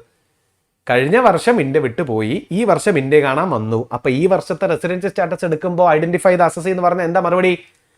ഈ വർഷം ഇയാൾ a person residing outside India comes on a visit to India ആണ് എന്നുള്ള മറുപടി. ശരി, അപ്പോൾ comes on a visit to India ആണെങ്കിലേ നമ്മൾ ആദ്യം എന്ത് നോക്കണം? ഇയാളുടെ total income from Indian source നോക്കണ്ടേ? നമുക്ക് ആദ്യം അത് തന്നെ കണ്ടുപിടിക്കാം. So determine the residency status of Dhanush and computers total income എന്നാണ് പറഞ്ഞേക്കുന്നത്. അപ്പോൾ ആദ്യം ഇയാളുടെ total income from Indian source കണ്ടുപിടിക്കാം. ഇത് കണ്ടുപിടിക്കാനായിട്ടേ salary from XYZ Incorporate USA received in USA, accrued in USA, received in USA എടുക്കണ്ട. ഡിവിഡൻഡ് ഫ്രം ഇന്ത്യൻ കമ്പനി എടുക്കണം. Agricultural income from land situated in Punjab exempted 10 subsection 1 അതുകൊണ്ട് എടുക്കണ്ട. Rent receivable from house property in Lucknow ഇന്ത്യയില rent. അപ്പോൾ എന്ത് കുറയ്ക്കാം? ഒരു 30% standard deduction കുറയ്ക്കാം അല്ലേ. 4 ലക്ഷത്തിന് മുകളിൽ 30% സ്റ്റാൻഡേർഡ് ഡിഡക്ഷൻ എന്ന് പറയുമ്പോൾ എത്ര വരും? 1,20,000 രൂപ നിങ്ങൾക്ക് അതിൻ്റെ അകത്ത് നിന്ന് കുറയ്ക്കാം. ബാക്കി എത്ര വരും? How much will be the remaining? -4 എന്ന് പറയുമ്പോൾ മനസ്സിലാക്കുക എത്ര വരും? 280 വരും. സോ 2,80,000 ആണ് നിങ്ങൾക്ക് ഇഫക്റ്റീവ്ലി ഇവിടെ എടുക്കാൻ പറ്റുക. 2,80,000 അവിടെ നമുക്ക് എടുക്കാൻ പറ്റുള്ളൂ. And the last case profits from profession in USA which was setup in India. ഇന്ത്യയിലുള്ള പ്രൊഫഷൻ കാരണം US ഇൻകം കിട്ടി, അതും എടുക്കണ്ടേ? അതും എടുക്കണം. അപ്പോൾ ഇത് മൂന്നൂടെ ആഡ് ചെയ്യുമ്പോൾ എത്ര വരും? Total income from Indian source 5,50,000 plus 280 2,80,000 plus third one will be 6 lakh. മൊത്തം 14,30 വരും. 14,30,000 അല്ല ഇയാളുടെ ഇന്ത്യൻ സോഴ്സ് ഇൻകം അല്ലേ? അപ്പോൾ ബേസിക്കലി ഇയാളുടെ ഇന്ത്യൻ സോഴ്സ് ഇൻകം എത്രയും കുറവാ? 15 കുറവല്ലേ? അപ്പോൾ ഇയാൾ റെസിഡന്റ് ആവണമല്ലോ, ഒരൊറ്റ സാധ്യതയല്ലേ ഉള്ളൂ. ഏതാ? 182 days or more stay in India മാത്രമല്ലേ വരുള്ളൂ. ഈ ഒരു ആംഗിളിൽ വേണം നിങ്ങൾ എക്സാമിന് ക്വസ്റ്റ്യൻ കാണുമ്പോൾ എന്ത് ചെയ്യാൻ? ചിന്തിക്കാൻ. അപ്പോൾ നിങ്ങളുടെ ആൻസർ തെറ്റില്ല. ഇത് RTP November 22 ചോദിച്ചിട്ടുള്ള ഒരു RTP ക്വസ്റ്റൻ ആണ്. ഇത് എക്സാമിന് ഇങ്ങനെ ഒരു ക്വസ്റ്റൻ വന്നിട്ടില്ല, but still they may ask questions like this. അപ്പോൾ നിങ്ങൾ ആദ്യം ഞാൻ നേരത്തെ പറഞ്ഞ പോലെ ഐഡന്റിഫൈ ദ അസസ് എന്നുള്ളതാണ് ഇതിനകത്ത് ഇമ്പോർട്ടൻ്റ് ആയിട്ടുള്ള ഫാക്ടർ. ശരി, അപ്പോൾ നമ്മളിവിടെ ഇയാൾ ഇന്ത്യൻ സിറ്റിസൺ ആണ്, residing outside India, comes on a visit to India ആണ്, 15 ലക്ഷത്തിന് മുകളിലല്ല. അപ്പോൾ ഇയാൾ ഇന്ത്യയിൽ റെസിഡന്റ് ആവാൻ ഒറ്റ സാധ്യതയുള്ളൂ, 182 days or more stay in India. ഇയാൾക്ക് 120 പ്ലസ് 365 നോക്കണ്ട, കാരണം 15 ലക്ഷത്തിന് മുകളിൽ total income from Indian source ഉള്ളവർക്ക് മാത്രം നമ്മൾ നോക്കിയാൽ മതി. ഇത് നോക്കണോ? വേണ്ട. അപ്പോൾ നമുക്ക് നോക്കാം, ഇയാൾ ഇനി എത്ര ദിവസം 24-25 ഇന്ത്യയിലുണ്ട്. ഇയാൾ വിസിറ്റഡ് ഓൺ 25/5/2024. 25/5/2024 അല്ലേ വന്ന്. 25/5 എന്ന് പറയുമ്പോൾ 25, 26, 27, 28, 29, 30, 31 മെയിൽ 7 ദിവസമുണ്ട്. ജൂൺ മൊത്തമുണ്ട്, ദെൻ ജൂലൈ മൊത്തമുണ്ട്, ഓഗസ്റ്റ് മൊത്തമുണ്ട്, സെപ്റ്റംബർ 22 പോകുന്നത്. അപ്പോൾ 22 ദിവസം സെപ്റ്റംബറിലും ഉണ്ട്. അപ്പോൾ എല്ലാം കൂടെ കൂട്ടിക്കേ, 7 + 30 + 31 + 31 + 22 and that will be 121 days. ഇയാൾ 121 ദിവസം ഇന്ത്യയിലുണ്ട്. പക്ഷെ വേണ്ട, അത് 120 + 365 നോക്കണ്ട, കാരണം ഇയാളുടെ total income from Indian source 15 താഴെയല്ലേ. അപ്പോൾ ഇയാൾ റെസിഡന്റ് ആണെങ്കിൽ 182 തന്നെ നിൽക്കണ്ടേ. അപ്പോൾ ഇയാളുടെ സ്റ്റാറ്റസ് എന്താ? Non resident. കണ്ടോ ക്വസ്റ്റ്യൻ അവന്മാർ എത്ര ട്രിക്കി ആയിട്ട് ഉണ്ടാക്കിയിരിക്കുന്നതെന്ന്. അപ്പോൾ എക്സാമിന് റെസിഡൻഷ്യൽ സ്റ്റാറ്റസ് ക്വസ്റ്റ്യൻ വരുമ്പോൾ first thing to do days of stay count ചെയ്യലല്ല ആദ്യം ചെയ്യേണ്ടത്, ഐഡന്റിഫൈ ദ അസസി. നമ്മൾ 4 പേര് അസസി ഉണ്ടെന്ന് പറഞ്ഞു. ആരൊക്കെയായിരുന്നത്? Indian citizen, left India for the purpose of employment, അല്ലെങ്കിൽ left India as a crew member of an Indian ship, 182 മാത്രം. 2 Indian citizen or Indian origin residing outside India, comes on visit to India. അതിൽ total income from Indian source more than 15 lakh in the relevant PY ആണെങ്കിൽ 2 possibility ഉണ്ട്, 182 days or more or 120 + 365. ഏത് വേണമെങ്കിലും വരാം. Total income from Indian source less than 15 lakh ആണെങ്കിൽ or equal to 15 lakh ആണെങ്കിൽ ഒറ്റ കണ്ടീഷനേ ഉള്ളൂ, 182 days ഓർ മോർ. മൂന്നാമത്തെ ആരാ? Indian citizen, then having total income from Indian source more than 15, then not paying taxes in any part of the globe due to residency status shall become a deemed resident provided total income from Indian sources more than 15. അവസാനത്തെ category normal category, 182 days or more or 60 + 365. ഇങ്ങനെ വേണം നിങ്ങൾ മനസ്സിലാക്കാൻ. Identify ചെയ്യുക, assess ചെയ്യണം, എന്നിട്ട് അതിൽ ഏത് കണ്ടീഷൻ വരുന്നുള്ളൂ ചിന്തിക്കുക, അതനുസരിച്ചിട്ട് എന്ത് ചെയ്യുക? ആൻസർ ചെയ്യുക. You can save your time, you can score the marks and you will get A better mark in paper 3 or 3A what ever it is. അപ്പോൾ നമുക്ക് മുന്നോട്ടേക്ക് പോകാൻ കഴിഞ്ഞിട്ടില്ല. ഇവൻ NR ആണ്. NR ആണെങ്കിൽ ഇവന്റെ ടോട്ടൽ ഇൻകം ഡിറ്റർമൈൻ ചെയ്യണ്ടേ?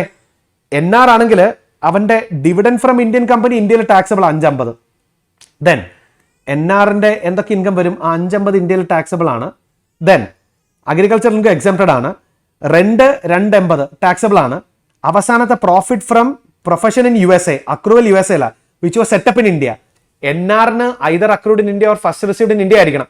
അപ്പോൾ 6 ലക്ഷം NR ആയതുകൊണ്ട് ഇന്ത്യയിൽ എന്തോ ആയിരിക്കില്ല, ടാക്സബിളും ആയിരിക്കില്ല. ആ 15 ലക്ഷം രൂപ കൗണ്ട് ചെയ്യാൻ നേരത്ത് മാത്രമാണ് നമ്മളത് എടുക്കുന്നത്.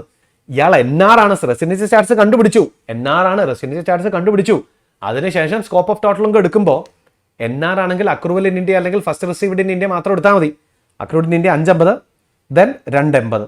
അപ്പോൾ 5,50,000 2,80,000 കൂടെ ടോട്ടൽ ചെയ്യുന്ന എമൗണ്ട് ആയിരിക്കും ഈ NRന്റെ taxable total income in India. So 550 + 280. അപ്പോൾ ഇയാളുടെ total income from Indian source 830 വരും, 8,30,000 വരും. So since is an NR, only 8,30,000 will be ultimately taxable in India. So status is NR and 8,30,000 will be taxable in India as well. അപ്പോൾ ഓർത്ത് വെക്കണേ, ഈ 15 lakh Indian source income ഉണ്ടോ എന്ന് അറിയാൻ നേരത്ത് അക്രൂഡ് ഇൻ ഇന്ത്യ കൺസിഡർ ചെയ്യണം, first received in India consider ചെയ്യണം, income accrued outside India due to business control from India or profession setup ഇന്ത്യയും കൂടെ എടുത്തിട്ട് വേണം 15 വരുന്നുണ്ടോ ഇല്ലോ നോക്കാൻ. ആ 15 വരുന്നുണ്ടോ ഇല്ലയോ നമ്മൾ നോക്കുന്നത് എന്തിനു വേണ്ടിയിട്ടാണ്? റെസിഡൻസി സ്റ്റാറ്റസ് നോക്കാൻ വേണ്ടി. റെസിഡൻസി സ്റ്റാറ്റസ് കൺഫേം ആയാൽ പിന്നെ ROR, RNOR, NR സെക്ഷൻ 5 നമ്മൾ സ്കോപ്പ് ഓഫ് ടോട്ടൽ പറഞ്ഞ പോലെ ടോട്ടലിക്കും കമ്പ്യൂട്ട് ചെയ്യുക. ഇനി ഇത് കൂടാതെ പ്രാക്ടീസ് വർക്ക് ബുക്ക് ഉപയോഗിക്കുന്ന സ്റ്റുഡൻസ് നിങ്ങളുടെ കയ്യിൽ, ഒട്ടുമിക്ക ആൾക്കാരുടെ കയ്യിൽ, എല്ലാവർക്കും കയ്യിലുണ്ടാവും നമ്മുടെ പ്രാക്ടീസ് വർക്ക് ബുക്ക്. അപ്പോൾ നമ്മുടെ practice work book, pink book, work book, നമ്മുടെ past exam questions and answers ഉള്ള പ്രാക്ടീസ് വർക്ക് ബുക്ക് ഉപയോഗിക്കുന്ന ആൾക്കാർ പ്രാക്ടീസ് വർക്ക് ബുക്കിലെ കുറച്ച് ക്വസ്റ്റൻസ് കൂടെ ചെയ്ത് നോക്കണം. ഇത്രയും മതി. This is more than sufficient. Page number 38 question number 40 question number 39 രണ്ടും ചെയ്യണം. രണ്ടും അടിപൊളി വെറൈറ്റി ക്വസ്റ്റൻ ആണ്. നമ്മളിപ്പോൾ ഈ പഠിച്ച കോൺസെപ്റ്റ് ബേസ് ചെയ്തിട്ടുള്ള ക്വസ്റ്റൻ ആണ്. രണ്ടും ചെയ്യണം. Page number 33 in our work book question number 35 solve ചെയ്യണം. Page number 27 question number 28. ഈ 4 ക്വസ്റ്റ്യൻസ് നിങ്ങൾ എന്ത് ചെയ്ത് പോകണം? സോൾവ് ചെയ്ത് പോകണം. ഇത്രയും ചെയ്താൽ നിങ്ങളുടെ ഈ ചാപ്റ്റർ സെറ്റാണ്. സാധാരണ ഈ ഒരു ടോപ്പിക്കിൽ നിന്നൊക്കെയാണ് അവന്മാർ എക്സാമിന് ക്വസ്റ്റ്യൻ ചോദിക്കാറുള്ളത്. നമ്മളൊരു കഴിഞ്ഞ 10 പാസ്റ്റ് എക്സാം ക്വസ്റ്റ്യൻ പേപ്പർ എടുത്ത് അതിനൊരു അനാലിസിസ് ചെയ്തിട്ടാണ് ഈ റിവിഷൻ സെഷൻ തന്നെ ഉണ്ടാക്കി വെച്ചിട്ടുള്ളത്. സോ ഈ നമ്മളിപ്പോൾ ചെയ്ത 3 ക്വസ്റ്റ്യൻ കൂടാതെ ക്വസ്റ്റ്യൻ നമ്പർ 40, 39, 35, 28 നിങ്ങളുടെ ചാപ്റ്റർ 2 റെസിഡൻസി സ്റ്റാറ്റസിൽ ഈ 4 ക്വസ്റ്റ്യനൂടെ ചെയ്തു പോവുക. This is set. ഇത്രയും കാര്യങ്ങൾ ചെയ്താൽ നിങ്ങൾക്ക് ഇതിനകത്തുനിന്ന് അത്യാവശ്യം നല്ലൊരു സ്കോർ നിങ്ങളുടെ അപ്കമിങ് എക്സാമിന് അടിക്കാനായിട്ട് പറ്റും. So I hope this session was useful for you. അപ്പോൾ ഞാൻ പറഞ്ഞത് ഫോളോ ചെയ്യുക. ഇനിയും ബാക്കിയുള്ള ചാപ്റ്റേഴ്സ് നമുക്ക് വരും ദിവസങ്ങളിൽ കാണാം. So take care, stay tuned and bye bye friends. Hello my dear ones, this is CA Jose Kurian and this video is to inform you about how to purchase our recorded lectures and textbooks from the website. Very simple, you log on to www.cajosekurian.com and in the website you scroll down and you can see all our books. That is Handbook Multicolor for CA, CMA Final as well as for Inter. Then we have Workbook which contains past exam 30 plus question papers as well as RTPs. That is also for CA Final, CMA Final and CA as well as CMA Inter. Now for the recorded lectures, you go up, take the website, then click on the classroom. And in the classroom, you can scroll down and you can see all the courses that we are offering. Select your course, make payment, and the course is all yours. It is instant access. Now, what are the courses that we are offering? We are offering CA Final English as well as Malayalam, CMA Final English as well as Malayalam, CA Inter English as well as Malayalam. Now friends, what are you waiting for? Get your access today and unlock the pathway to your success. All the very best. Take care and bye-bye.